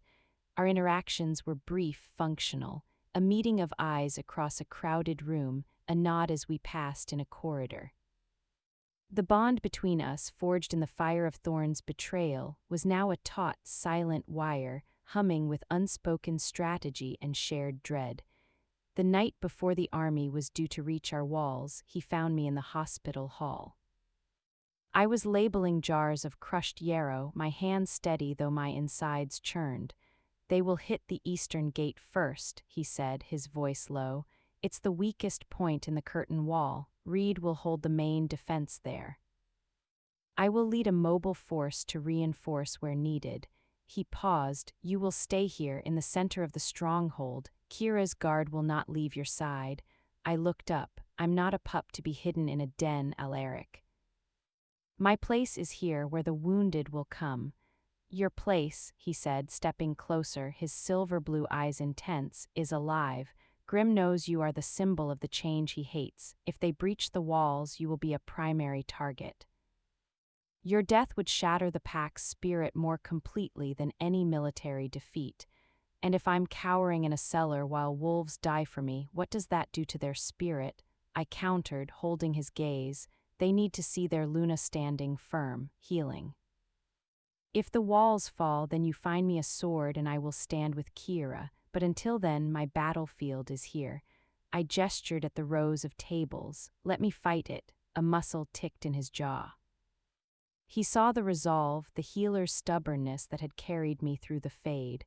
Finally, he gave a short, sharp nod. "Stay behind the inner barricade. If the alarm horn sounds 3 times in succession, it means the outer wall has fallen. You go to the keep, no argument." Agreed. He reached out not for my hand but to briefly touch the twin crescents at my throat, a gesture that was both a blessing and a claim. "Stay alive, Ara." The words were a raw command, stripped of all royal pretense. Then he was gone, back into the darkness to prepare for the dawn. The attack came not with the dawn, but in the gray, pre-diffused light that comes just before it. A single, monstrous roar from a war horn, followed by the cacophony of hundreds of voices raised in a chilling battle cry. The siege of North Shadow had begun. The sounds were a distant, terrible orchestra, the thump-thump-thump of heavy battering rams against the eastern gate. The whistle and subsequent thwack of arrows finding wood or flesh. The clash of steel, the bellows of rage and screams of pain, all muffled by stone but vibrating up through the very floors. The first wounded arrived within the hour, litter-bearers rushing in with wolves clutching at gut wounds, arrow shafts protruding from shoulders, faces masked in blood. The clean, ordered space of the hall descended into controlled chaos. The metallic tang of blood overwhelmed the scent of herbs. Nora took charge with the efficiency of a general. "Mira, pressure on that leg. Ara, the arrowhead in his chest, don't pull it, cut around it, we need to get it out clean." My world shrank to the body under my hands. A young warrior, his eyes wide with shock, an iron-tipped stone-holed arrow buried deep in the muscle just below his collarbone. I talked to him softly, my voice a steady drone as I cleansed the area, my hands moving with a precision born of 1,000 lesser injuries. Breathe. Look at me, you're in the hall, you're safe, this will hurt, but then it will be over. I used a small, sharp blade, cutting with careful precision. My senses, heightened by my shift and my spirit talker awakening, were both a blessing and a curse. I felt his pain like a distant echo, could almost see the path of the arrowhead through flesh and sinew. It guided my hands, but it also threatened to drown me in his terror. I pushed it aside, building a mental wall between his suffering and my focus. The healer must not feel the wound, my grandmother's voice whispered in my memory. She must only see it. The arrowhead came free with a sickening pop. Blood welled, but I was ready with a poultice of spiderwort and cobwebs, packing the wound, binding it tight. Next. I called, already turning, my hands and apron stained crimson. The hours blurred. The tide of wounded ebbed and flowed with the fortunes of the battle outside. We heard triumphant roars from our walls, a repelled ladder assault, a burning ram pushed back. We heard desperate shouts and the sound of falling masonry, a section of parapet giving way. Kira and her guards were a tense, armored presence at the doors, their ears pricked for the three-horn blast of total breach. During a brief, terrible lull, a new sound cut through the din, a deep, rhythmic boom that was different from the rams. It shook dust from the ceiling. Siege engines, one of the older wounded warriors groaned from his pallet. They've brought stone throwers. Not long after, the first casualties from the bombardment arrived. These were not clean weapon wounds. These were crush injuries, terrible fractures from falling stones, internal bleeding from concussive force. Our herbal remedies felt pitifully inadequate against such devastation. All I could do was offer poppy milk for the pain and a steadying hand as life slipped away from broken bodies. It was there, kneeling beside a dying elder whose ribs were shattered into his lungs, that I felt it. A wave of pure collective panic, sharp and sour, cutting through the background hum of fear from the hall. It wasn't from the wounded around me, it was from the walls, from the pack. I stood up, my bloodied hands hanging at my sides. "Kira," I said, my voice flat. The guard captain met my eyes, her own wide with the same dawning understanding. The sounds from outside had changed. The defensive roars were now mingled with the unmistakable, victorious bellows of stone-hold warriors, and a new sound, the splintering groan of massive timbers. The eastern gate was failing. A single horn blast echoed, then another. We all froze, waiting for the third. It didn't come. Instead, a new sound rose, a deep, unified howl from within our own walls, a sound of desperate, furious resolve. Alaric's mobile force engaging the breach. "They're holding," Kira breathed, her knuckles white on her sword hilt, but the breach meant the battlefield was now inside our territory. The next wave of wounded that flooded in was different. The fighting was closer, fiercer. These wolves bore the wounds of intimate, savage combat, vicious bite marks, slashes from axes swung in close quarters, and among them came the first of Kira's guards, dragged back from the hospital doors where skirmishes now spilled into the courtyard. I worked until my hands cramped and my vision swam. The mental wall I'd built was crumbling under the onslaught of pain and terror. I began to feel it all, the searing agony of a slashed tendon, the cold dread of a warrior watching his life pour out onto the straw, the frantic, dying thoughts of a young wolf thinking of his mate. I stumbled back from a table, gripping the edge to stay upright, a wave of psychic nausea overwhelming me. Too much. I can't. Then, through the storm of suffering, I felt another presence, a familiar, vast, and fiercely controlled rage. It was a lighthouse in the psychic storm, Alaric. He was close in the courtyard, fighting. I focused on that point of solid, defiant energy, using it to anchor myself. I drew a ragged breath, rebuilt the wall, and turned back to the next waiting patient. The battle raged for what felt like days. The light from the high windows faded into twilight. Torches were lit, casting guttering, frantic shadows over the scene of butchery and mercy. Finally, near full dark, the sounds began to change. The Stonehold war cries grew fewer, more scattered. The dominant sound became the triumphant, exhausted howls of the North Shadow pack. The boom of the siege engines had stopped. A runner, covered in soot and blood, skidded into the hall. The breaches sealed, the king's force pushed them back, their retreating into the tree line. A weak, ragged cheer went up from the wounded who were conscious. Nora sagged against a table, her face gray with exhaustion. Mira wept silently as she bandaged a wound. The immediate flood of new wounded slowed to a trickle. The battle for the walls was over. We had held. But the cost was laid bare before me. Rows of still forms covered with linen, the moans of the grievously injured, the floor slick with blood and water. I walked slowly down the central aisle, my body aching, my soul numb. The main doors banged open.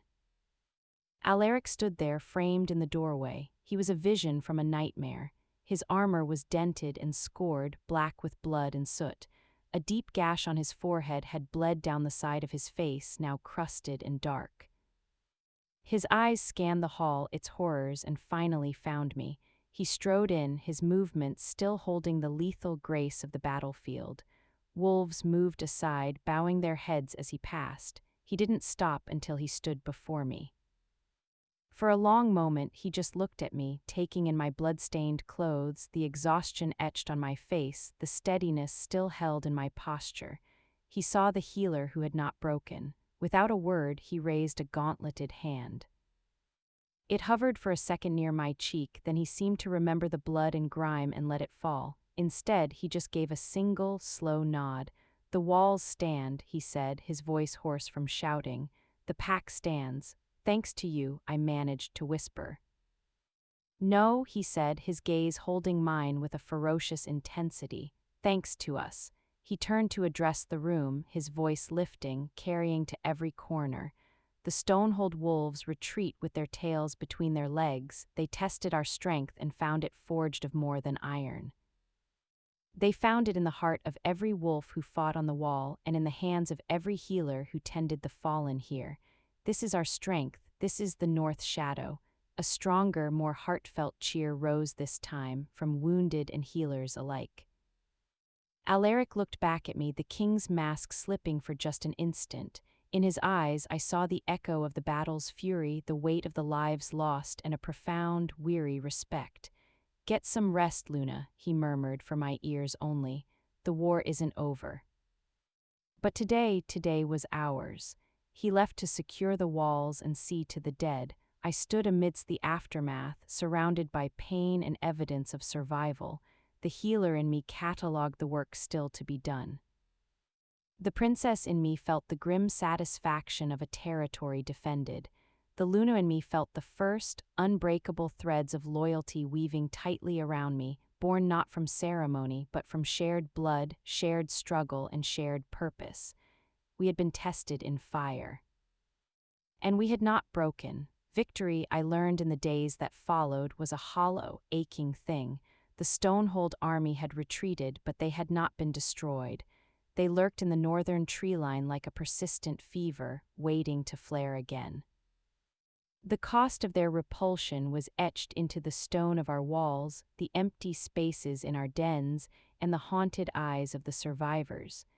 The stronghold moved to the somber rhythm of aftermath. Pyres burned day and night beyond the walls, the scent of sacred cedar and ash settling over the territory like a gray shroud. The morning howls that rose at dusk were a sound of such profound sorrow it seemed to bend the very moonlight.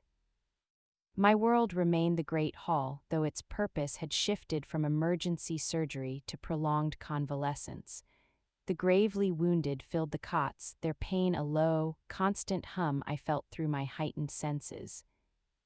Infection was our new enemy, and we fought it with fire cauterization, precious stores of honey, and the few potent antiseptic herbs we could scavenge from the now dangerous woods. Alaric was a ghost in his own kingdom. He moved through the stronghold with a silent, relentless intensity, overseeing repairs, interrogating prisoners from the failed assault, and planning with Reed.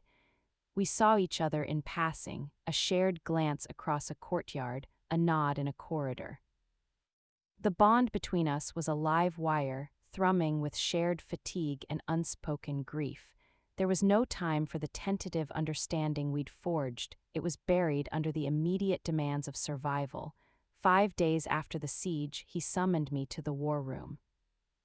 Not as Luna, but as a strategist with unique insight. The room was dominated by the map table. Alaric, Reed, and the surviving senior commanders stood around it, their faces grim. Alaric's gash was stitched and healing, a stark, angry line against his pallor. "Grim is regrouping," Reed reported, pointing to tokens on the map north of our border. "Our scouts say he's waiting for reinforcements from his eastern allies. He means to starve us out or crush us in a second, larger assault before the deep snows." "We cannot withstand another direct siege," said a grizzled commander named Varg. "Our walls are compromised. We lost too many warriors. Our supplies are dwindling. Retreat is not an option," Alaric stated, his voice flat. "Abandoning this stronghold surrenders the heart of our territory." It would be the end of the North Shadow as a power. A heavy silence fell. They were out of conventional solutions. Alaric's eyes found mine. "You have a perspective we lack. You see connections, patterns beyond troop movements. What do you see?" All the commanders turned to look at me. In their eyes, I saw not the deference due a Luna, but the wary curiosity of wolves waiting to see if a strange new tool would prove useful or break in their hands. I approached the map, my gaze drifting over the carved mountains and painted forests. I thought not like a general, but like a healer diagnosing a stubborn illness. The problem wasn't just Grimm's army, it was the cause of the inflammation.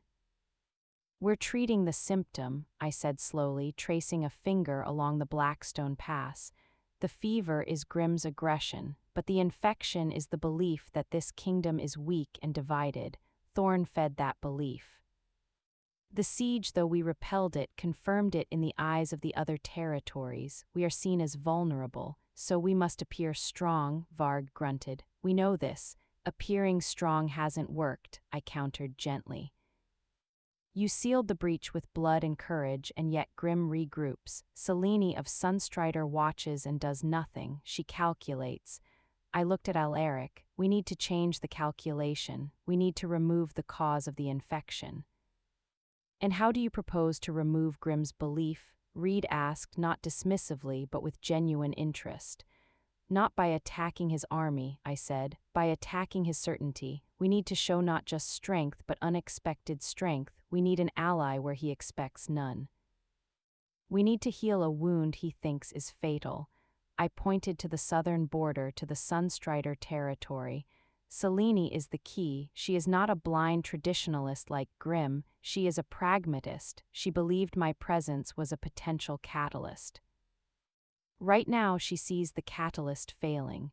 We must show her it is succeeding, that an alliance with a healing, unifying North Shadow is more valuable to her than picking at our corpse with Grimm." Alaric's gaze was locked on the map, his mind racing down the path I'd opened. An alliance with Sunstrider would split Grimm's potential coalition and secure our southern flank. It would change everything. But Selene will not be moved by pretty words or promises. She needs a demonstration. A tangible shift in the balance. "Then we give her one," I said, the idea forming as I spoke. "Not a battle, a surgical strike, a show of our new kind of strength." I met his eyes. "We rescue Ewan's sister. Not just for mercy, but as a mission. We infiltrate Stonehold territory not to kill, but to reclaim. We show precision. We show that we protect our own no matter the cost, and we do it publicly. Let the story spread of the North Shadow wolves who slipped through Grimm's lines like ghosts to save a single pup. It proves we are not just a wall to be battered. We are a pack with a long reach and a longer memory." It's the kind of story that makes a pragmatic ruler reconsider her options. The room was silent. It was a healer's strategy, targeted, precise, aimed at the root of the sickness. It was also incredibly dangerous. Reed rubbed his chin. A small, elite team, in and out. No engagement unless forced. The objective, extraction, not carnage. It's a suicide mission, Varg muttered, sending our best into the heart of their territory. It's a statement, Alaric said, his voice gaining a familiar, decisive edge. He looked at me, and for the first time in days I saw a spark in his weary eyes, the spark of a viable path forward. It is exactly the kind of move Thorn would have called foolish, and Grimm would never expect it. He straightened. Reed, you'll choose the team. Fast, smart, quiet. You have 2 days to plan. We move on the dark of the moon. As the commanders dispersed to begin the covert work, Alaric motioned for me to stay. When we were alone, he leaned against the map table, studying me. That was unconventional thinking. I'm an unconventional Luna. A ghost of a smile touched his lips, gone in an instant. This mission, if it fails, it will be seen as a final, desperate gamble. It will break what's left of our spirit. I know. Why suggest it then? Why take the risk? I thought of the rows of wounded, the morning howls. Because the risk of doing nothing is certain death, a slow bleed we cannot survive. This has a chance, not just to save one girl, but to change the story. Sometimes the only way to stop a hemorrhage is to apply pressure in a place no one expects. He was silent for a long moment. You continue to surprise me, Ara. He pushed off the table. The team leaves in 48 hours. I will lead it. The declaration hit me like a physical blow. No, you can't. You're the king. If you're captured or killed, then the gamble is truly lost, he finished for me. But if I lead it, the story is undeniable. It proves my personal commitment. It shows the Alpha's own claws are still sharp and now guided by a new mind. It is the strongest possible message. He stepped closer, his voice dropping, and I will not ask my wolves to take a risk I will not share. I saw the resolve in him, ironclad. Arguing was futile. The fear that coiled in my gut was new and terrifying, not fear for the pack, but a sharp, personal dread for him. I shoved it down. Then you come back, I said, the words in order. You bring them all back. He held my gaze, and in the depths of his silver-blue eyes I saw the same grim promise. I intend to. The next 2 days were a tense, silent countdown. The chosen team, Reed, 2 of his stealthiest scouts, and a mountain of a warrior named Borin who could move with shocking silence, trained in a secluded courtyard. Alaric trained with them, his focus absolute. I threw myself into caring for the wounded, using the work to stifle my anxiety. I sought out Cale, Thorn's son. He was in the healing hut as I'd suggested, working sullenly but diligently beside Mira, sorting bandages. He avoided my eyes, but he was there. It was a start. On the eve of the mission, I found Alaric in the armory, checking the straps on a set of dark, non-reflective leathers. The room was empty save for us. I prepared something for you, I said, my voice echoing slightly in the stone space. He turned. I held out a small, waxed leather pouch on a thin cord. It's a blend, crushed moondust lichen, silver sage, and a pinch of woundwort. It won't stop a sword, but if you're injured, press it into a wound. It will slow bleeding and fight infection better than anything else we have. And I hesitated. It's tied with our mother's blessing, a healer's charm. He took it, his fingers brushing mine. He didn't dismiss it as superstition. He looked at the humble pouch, then at me, and gave a slow nod. He tucked it inside his tunic against his skin. Thank you. The moment stretched, filled with all the unspoken things, the shared burdens, the fragile trust, the terrifying possibility of tomorrow. Come back, I whispered again, the healer's command gone, leaving only a raw human plea. His hand came up, and this time it didn't hover. He cupped the side of my face, his palm rough with calluses, but his touch astonishingly gentle. His thumb brushed just below my eye. It was a touch that held the weight of every shared trial, every silent understanding. I will, he vowed, his voice a low rasp. The promise hung between us, as tangible as the pendant at my throat. Then he dropped his hand, the mask of the alpha sliding back into place. "Look after the pack, Luna." Before dawn they were gone, 5 shadows melting into the greater darkness beyond the postern gate. I stood on the battlements with Kiera, watching the empty landscape where they had vanished. The wind was cold, carrying the first true bite of winter. The stronghold held its breath. The war was no longer at our gates. It was now a silent, desperate race happening somewhere in the enemy's dark heart. And our fate and the fate of a forgotten sister rested on the claws of 5 wolves and the cunning of a healer's strategy. The night swallowed them. Alaric, Reed, Boren, and the 2 scouts, Fen and Rook, became ghosts in the disputed woods between territories. They moved with a silence that was more than the absence of sound. It was a predatory void, a vacuum where even the forest seemed to hold its breath. Alaric led, not from the front in a traditional sense, but as the central, guiding force.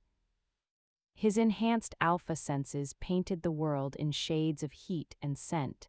He could smell the stale sweat and iron tang of a Stonehold patrol that had passed an hour before. He could hear the rustle of a fox 2 ridges over.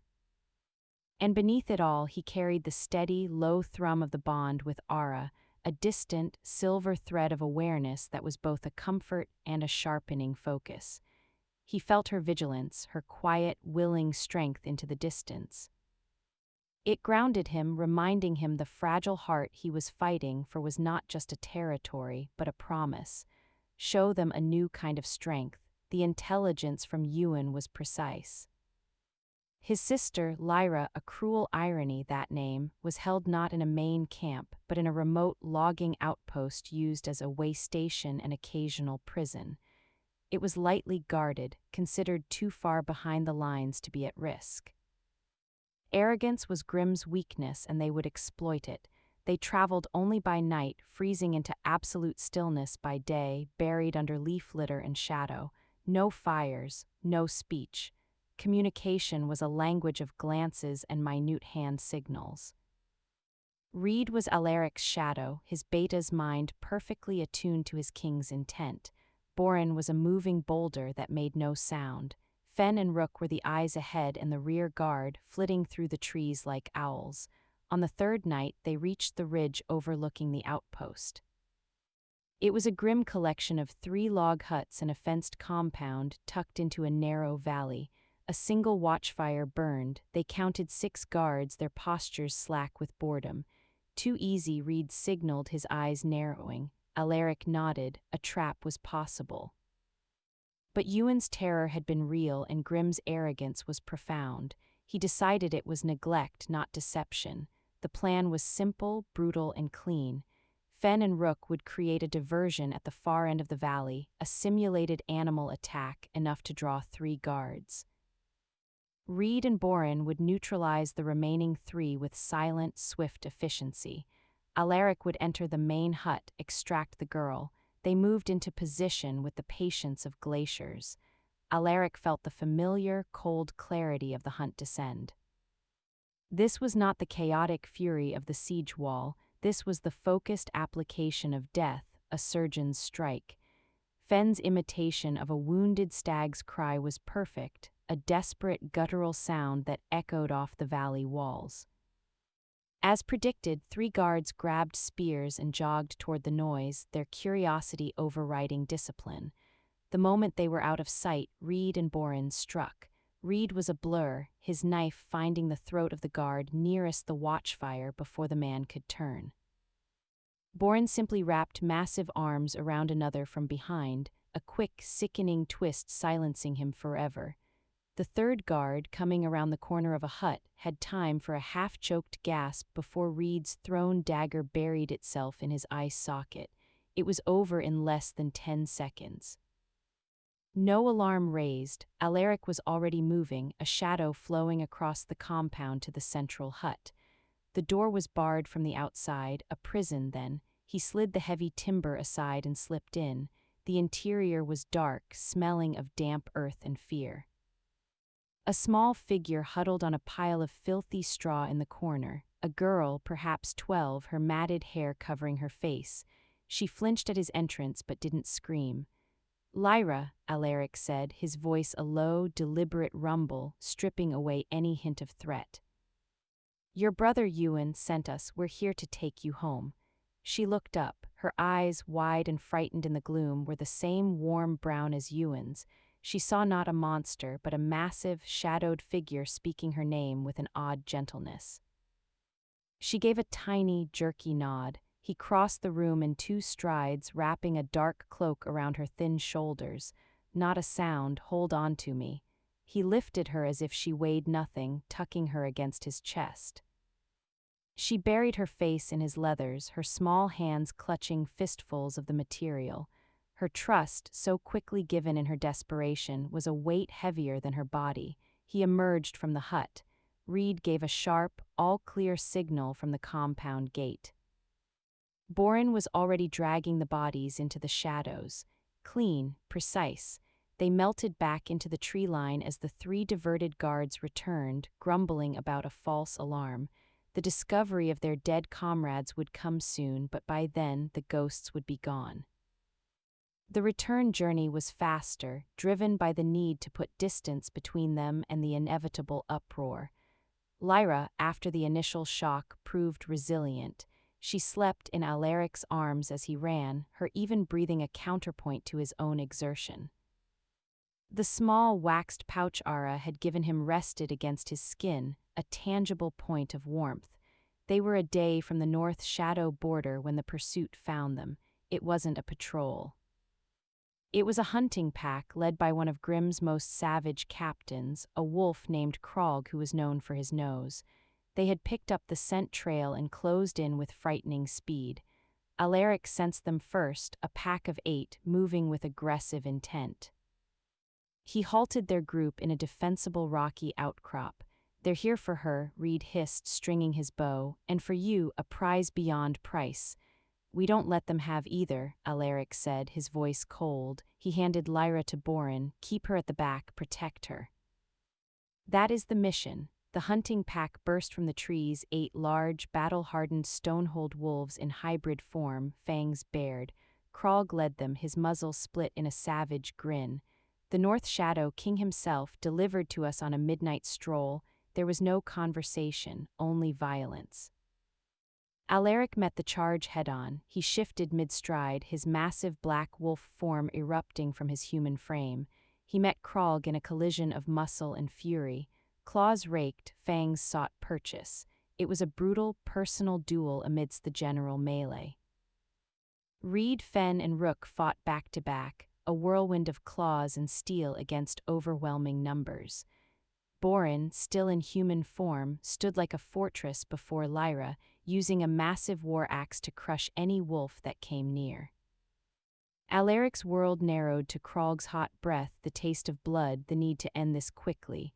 He was the stronger fighter, but Krog was cunning and fought with a desperate frenzy.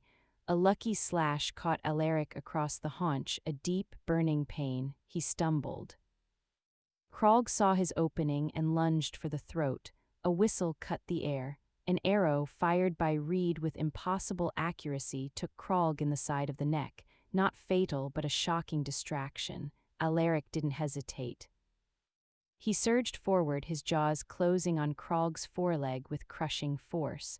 Bones snapped. Krog howled in agony and collapsed. Seeing their leader fall, the remaining Stonehold wolves' resolve broke.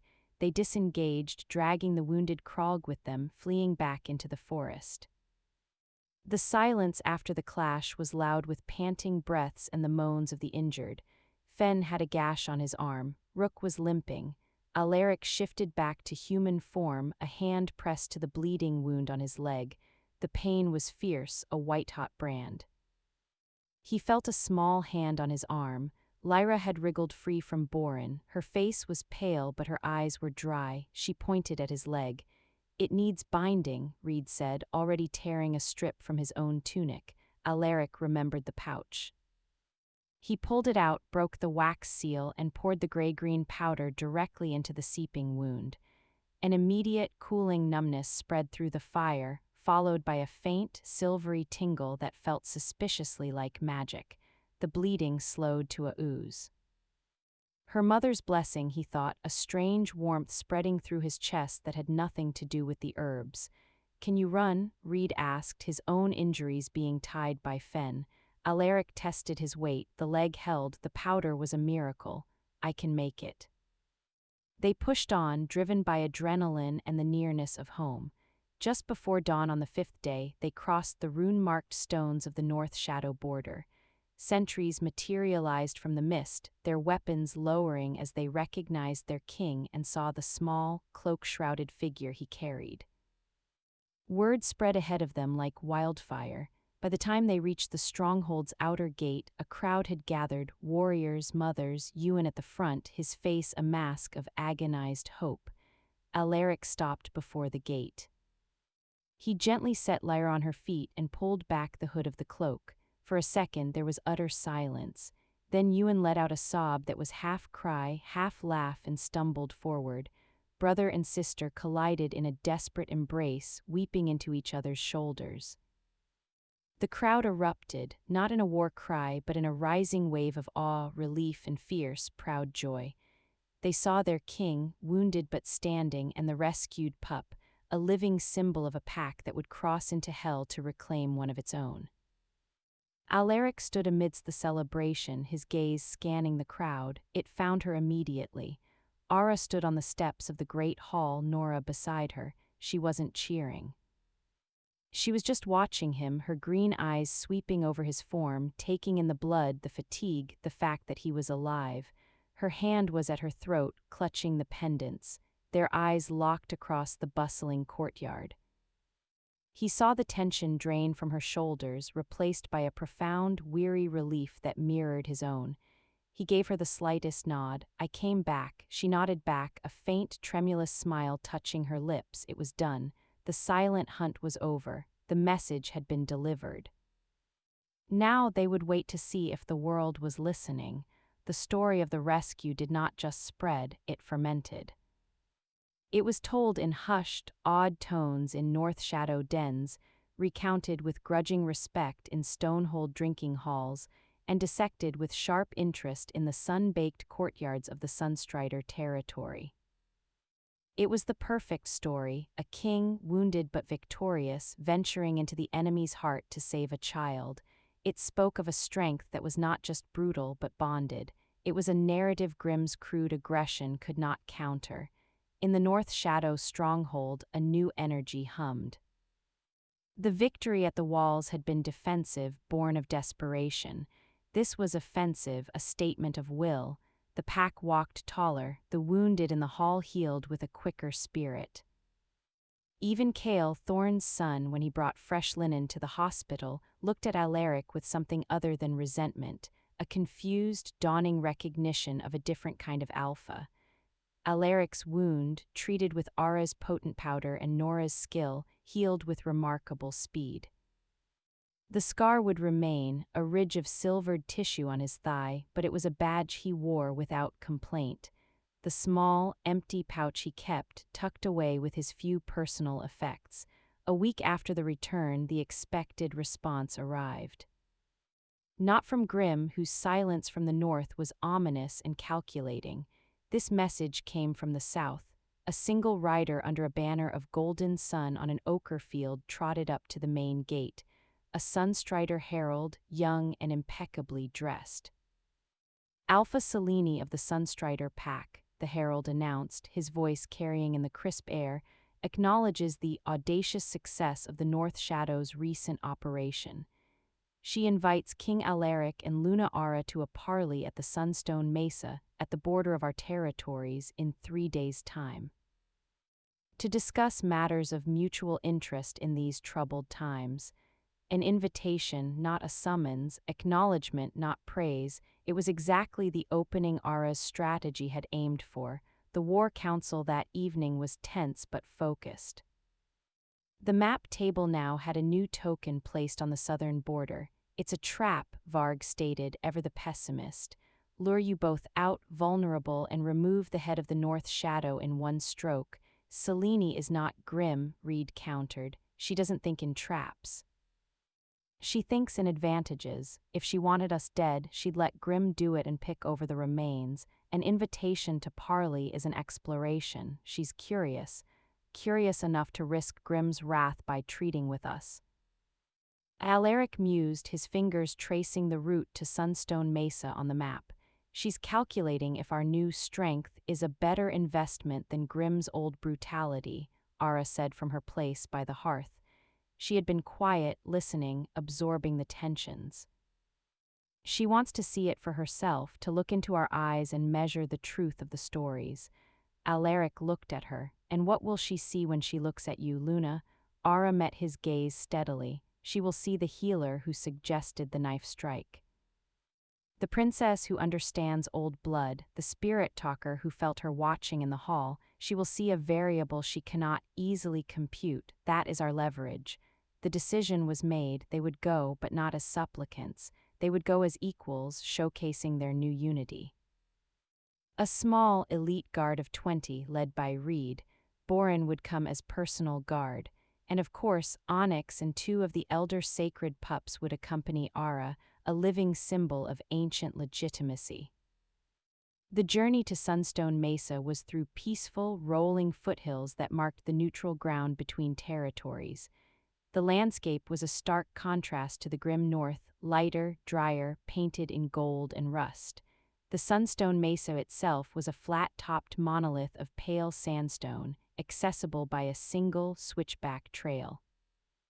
It was a traditional place for parleys, visible for miles, impossible to secretly besiege. They arrived at midday to find Selene already there. She stood under a simple canopy of woven gold fabric, flanked by a dozen of her own guards who were lean and watchful as desert hawks. She wore practical, elegant traveling leathers, her dark hair braided tightly back. Her expression was one of detached, analytical calm. Alaric and Ara dismounted and approached, their guard fanning out behind them. The 2 alpha rulers regarded each other across 10 paces of sun-bleached stone. "King Alaric," Selene greeted, her voice cool. "You travel with fewer shadows than last we met, and Luna Ara, the stories of your varied talents precede you." Her sharp eyes took in the sacred Pups sitting calmly at Ara's heels, the twin crescents at her throat, the quiet confidence in her stance. "Alpha Selene," Alaric replied with a respectful incline of his head, "we appreciate the invitation. The wind carries many stories. It is better to hear the truth from the source." "Indeed." Selene gestured to low stools arranged under the canopy. "Shall we?" The parley began with the formalities of border disputes and hunting rights, safe, traditional topics. Selene was precise, her knowledge of treaty law impeccable. Alaric matched her, his own understanding deep and rooted in decades of rule. They spoke like 2 master chess players opening a game with well-known moves. Ara listened, saying nothing. She observed Selene's guards, their disciplined stillness. She felt the energy of the place, the warm stone, the dry wind, the focused, calculative intelligence radiating from the Sunstrider Alpha. She was looking for a crack, an opening, something beyond the legalities. After an hour of this, Selene set down her cup of mint tea. "You have dealt a sting to Grimm, a clever sting, but a hornet when stung does not become less dangerous, it becomes enraged. He is gathering strength from the Iron Fang clans in the Far East. When he moves again, it will be to erase the insult entirely." "We are aware," Alaric said, "and you believe your newfound philosophy can stop an avalanche." Selene's gaze slid to Ara, inviting her into the conversation for the first time. Ara took a slow breath. An avalanche is just earth and stone in motion. It can be diverted, channeled. Or one can simply not be standing in its path when it falls. She leaned forward slightly. "You are not here to warn us of the avalanche, Alpha Selene. You are here to see if we've built our house on ground stable enough to warrant moving your own." A faint, genuine smile touched Selene's lips. "Direct, I appreciate that. Very well, let us be direct. Grimm represents the old world, a world of pure dominance where the strongest claw rules until a stronger one rends its throat. It is a simple, exhausting cycle. She looked at Alaric. You once ruled within that cycle, King Alaric. Your claws were the strongest. Now you speak of bonds, of healing. You wear a healer as your Luna. This is either a moment of profound weakness or the beginning of a new cycle. I wish to determine which. What is your metric? Alaric asked, his voice low. Action, Selene said simply. The rescue was a promising action, but it was a single move. I need to see the pattern. I need to see if this bond you speak of is a political tool or a genuine transformation. Her eyes fixed on Ara. Luna Ara, you persuaded your king to risk his life for a single, low-ranking pup. Why, what calculus justifies that risk? It was the core question. All eyes turned to Ara. She didn't look at Alaric for support. She met Selene's gaze with the same quiet certainty she used in the healing hut. There is no calculus, that is the point. Selene's eyebrow arched. If you see a pup fallen down a well, you pull it out, Ara continued, her voice clear. You don't first weigh its value to the pack or the risk to yourself. You act because it is a pup and it is in the well. That is the bond. It is not a transaction. It is a truth. A pack that abandons its young, its weak, its captured for any reason is already dead. It just doesn't know it yet. She paused, letting the words hang in the dry air. Grim would have left her there. He would see it as strategic waste. That is his weakness. He believes strength is only in the taking. He does not understand that true, enduring strength is also in the keeping. In the protecting. That is the pattern Alpha Selene. Every action from this throne will be rooted in that truth. Not just when it is easy, but especially when it is hard. That is the new cycle. The mesa was silent save for the sigh of the wind. Selene's analytical mask had slipped completely. She was studying Ara not as a political piece, but as a phenomenon. After a long moment, Selene looked at Alaric. And you, King, do you subscribe to this costly truth? Alaric's gaze was steady. I have ruled by the claw. It brought unity forged in fear and blood. It was necessary, but it was not sustainable. It built a wall, but it did not plant a garden within it. He glanced at Ara, a brief, unspoken communication passing between them. She is the garden. What she describes is not a weakness. It is a deeper, more resilient strength, one I am learning. The rescue was not her persuasion. It was the first fruit of that learning. Selene leaned back on her stool, steepling her fingers. She looked from one to the other, seeing not just a political alliance but a partnership that was reshaping the very concept of power in the territories. A new cycle, she murmured, almost to herself. Then she nodded, a decision made. Grim must be stopped. Not because I bear you any great love, North Shadow, but because his world is a barren one and it is pressing against my borders. Your way is interesting, it is untested, it is risky.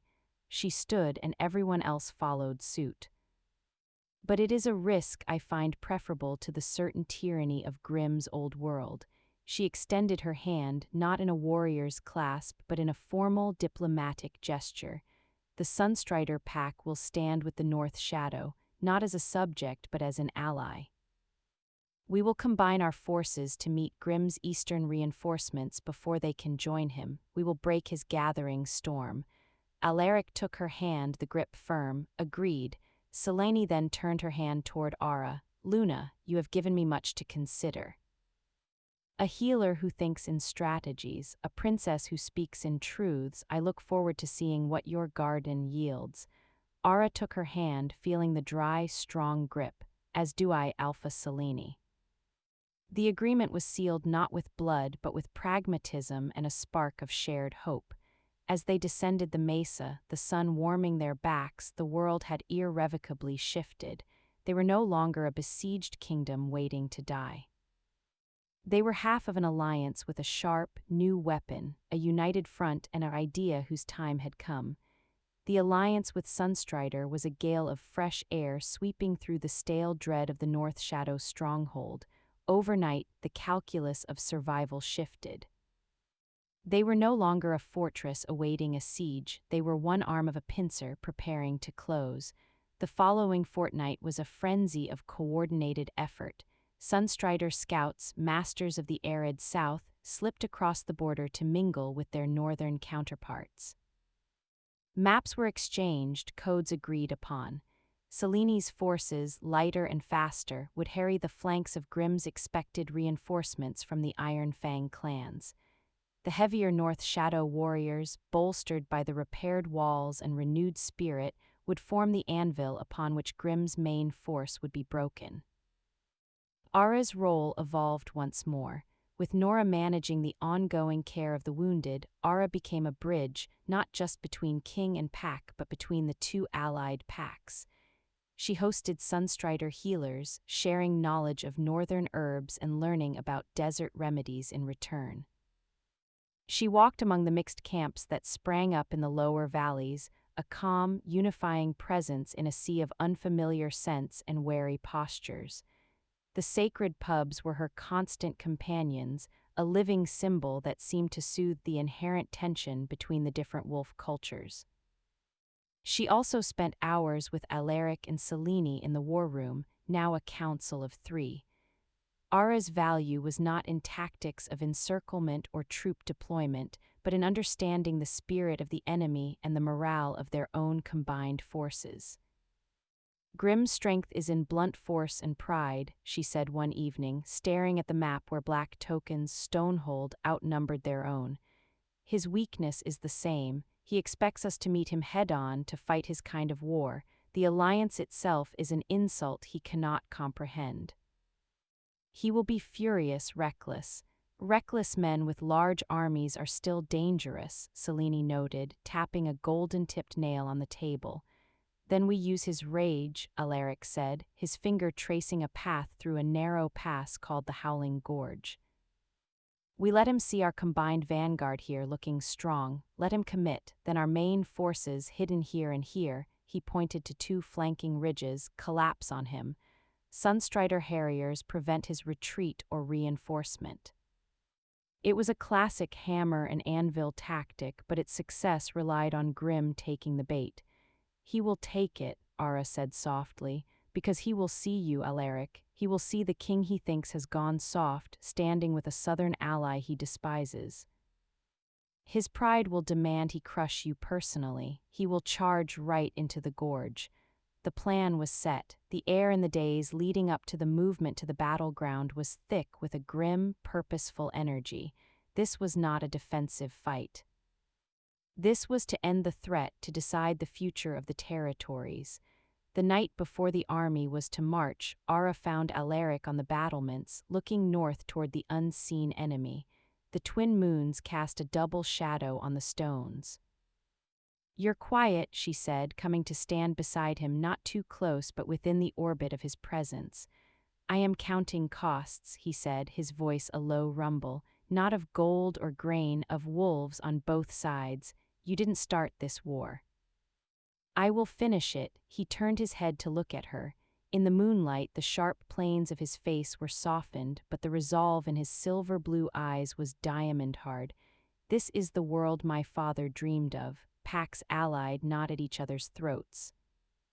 He died for the idea. It seems I must fight for it." "You're not just fighting for an idea," she said, meeting his gaze. "You're fighting for the garden, for the thing that grows after the fire." He was silent for a long moment. "When this is over," he began, then stopped, as if the words were unfamiliar and dangerous. "When this is over," she prompted gently. He looked away, back to the dark horizon. "We will have much to build." He didn't say more, he didn't need to. The unspoken promise hung between them, as tangible as the pendants they both wore. The North Shadow Sunstrider army moved out at dawn. It was a formidable sight, a river of fur and steel flowing north. Ara did not ride at the very front with the commanders, nor was she left behind. She rode in the center, with the healers and the supply train, Onyx trotting beside her horse. She was a point of calm in the marching chaos, her spirit-talker senses stretched wide, feeling the collective heartbeat of the army, a mixture of fear, determination, and a fragile, burgeoning camaraderie. They reached the chosen ground at the mouth of the Howling Gorge 2 days later. The place was aptly named, the wind funneling between the high, rocky walls made a constant, mournful sound. Alaric's vanguard, flying both North Shadow and Sunstrider banners prominently, arrayed themselves across the gorge's entrance, a clear challenge. The wait was agony. Then, on the afternoon of the third day, the horizon to the north darkened. Grimm's army approached like a rolling thunderhead. They were a massive, discordant horde, Stonehold warriors in their heavy iron, mixed with the wilder, fur-clad barbarians of the Iron Fang clans. At their head, on a shaggy war beast, was Grimm himself, his bone-adorned beard bristling, his face a mask of apoplectic fury at the sight of the allied banners. Just as predicted, he did not hesitate. He saw the force before him, saw Alaric's distinctive black banner at the center, and saw the insult of the alliance. With a roar that echoed the gorge's own voice, he raised his massive axe and pointed. The Stonehold host charged. The ground trembled. Ara, watching from a sheltered vantage point on the eastern ridge with the other non-combatants, felt the psychic impact of the charge, a wave of mindless, brutal aggression. She closed her eyes, steadying herself, sending out a silent, steady pulse of focus to the wolves she knew on the field below. Hold, hold, the vanguard held just long enough. The two lines met with a sound like a mountainside collapsing. Then, on cue, hidden horns sounded from the ridges. The main North Shadow force, led by Reed, poured down from the eastern slope. The Sunstrider force, silent as ghosts until that moment, descended from the west, their lighter armor allowing them speed as they sliced into the flanks of the charging horde. The battle was not a duel, it was a slaughter of Grimm's strategy. His force, committed to a frontal crush, was suddenly attacked on three sides. The narrow gorge, which he had thought would funnel his enemy, now trapped his own men. Chaos erupted. Ara lost sight of individual fighters in the churning melee below. But she could feel it, the tides of panic, fury, and desperate courage. She felt the moment Grimm himself, realizing the trap, began a furious, hacking fight toward where Alaric's banner still flew in the center of the original line. He was cutting a path of pure destruction, a berserker aiming for the king. Her heart seized. She lost all awareness of the healers around her, of Onyx's worried whine. Her entire being was focused on that one point of collision she knew was coming. She saw them meet. Alaric in his massive black wolf form and Grimm, having abandoned his mount to fight as a towering, axe-wielding hybrid. It was primal, a clash of two eras. Grimm fought with the reckless strength of rage. Alaric fought with the cold, precise fury of a king defending his future. Ara couldn't breathe. She felt every near miss, every shock of impact through the tenuous bond they shared. It was agony. Then it happened. Grimm, in a final, desperate swing, overextended. Alaric ducked beneath the whistling axe and surged upward, his jaws closing not on Grimm's throat but on the arm holding the weapon. Bone crunched. Grimm bellowed in pain, his axe falling from nerveless fingers. Alaric didn't kill him. He shifted back to human form in a flash, drawing his sword and placing the tip at Grimm's throat, forcing the giant alpha to his knees. A roar of triumph went up from the allied forces. The sight of their king standing over the defeated Grimm broke the last of the Stonehold resistance. Weapons clattered to the ground. The battle was over. The aftermath was a blur of smoke, moans, and the slow, painful process of sorting victors from vanquished. As the allied healers moved onto the field, Ara descended the ridge, Onyx at her heels. She moved through the carnage, her healer's mind compartmentalizing the horror, looking for one figure. She found him near the gorge mouth, standing with Selene and Reed, overseeing the disarming of the prisoners. Grimm was bound and kneeling nearby, glowering with hate but silenced. Alaric's armor was dented and blood-smeared, and a fresh cut marred his cheek, but he stood unbowed. He turned as she approached. Their eyes met across the trampled, bloodied grass. In his gaze she saw the fading adrenaline of battle, the weight of command, and something else, a profound, weary relief that she was there, unharmed. She didn't run to him. She simply walked up and stopped before him, her healer's bag in her hand. Without a word, she reached up and gently touched the cut on his cheek, her fingers cool against his heated skin. It was a simple, intimate gesture of care in the midst of the field of death. He didn't flinch.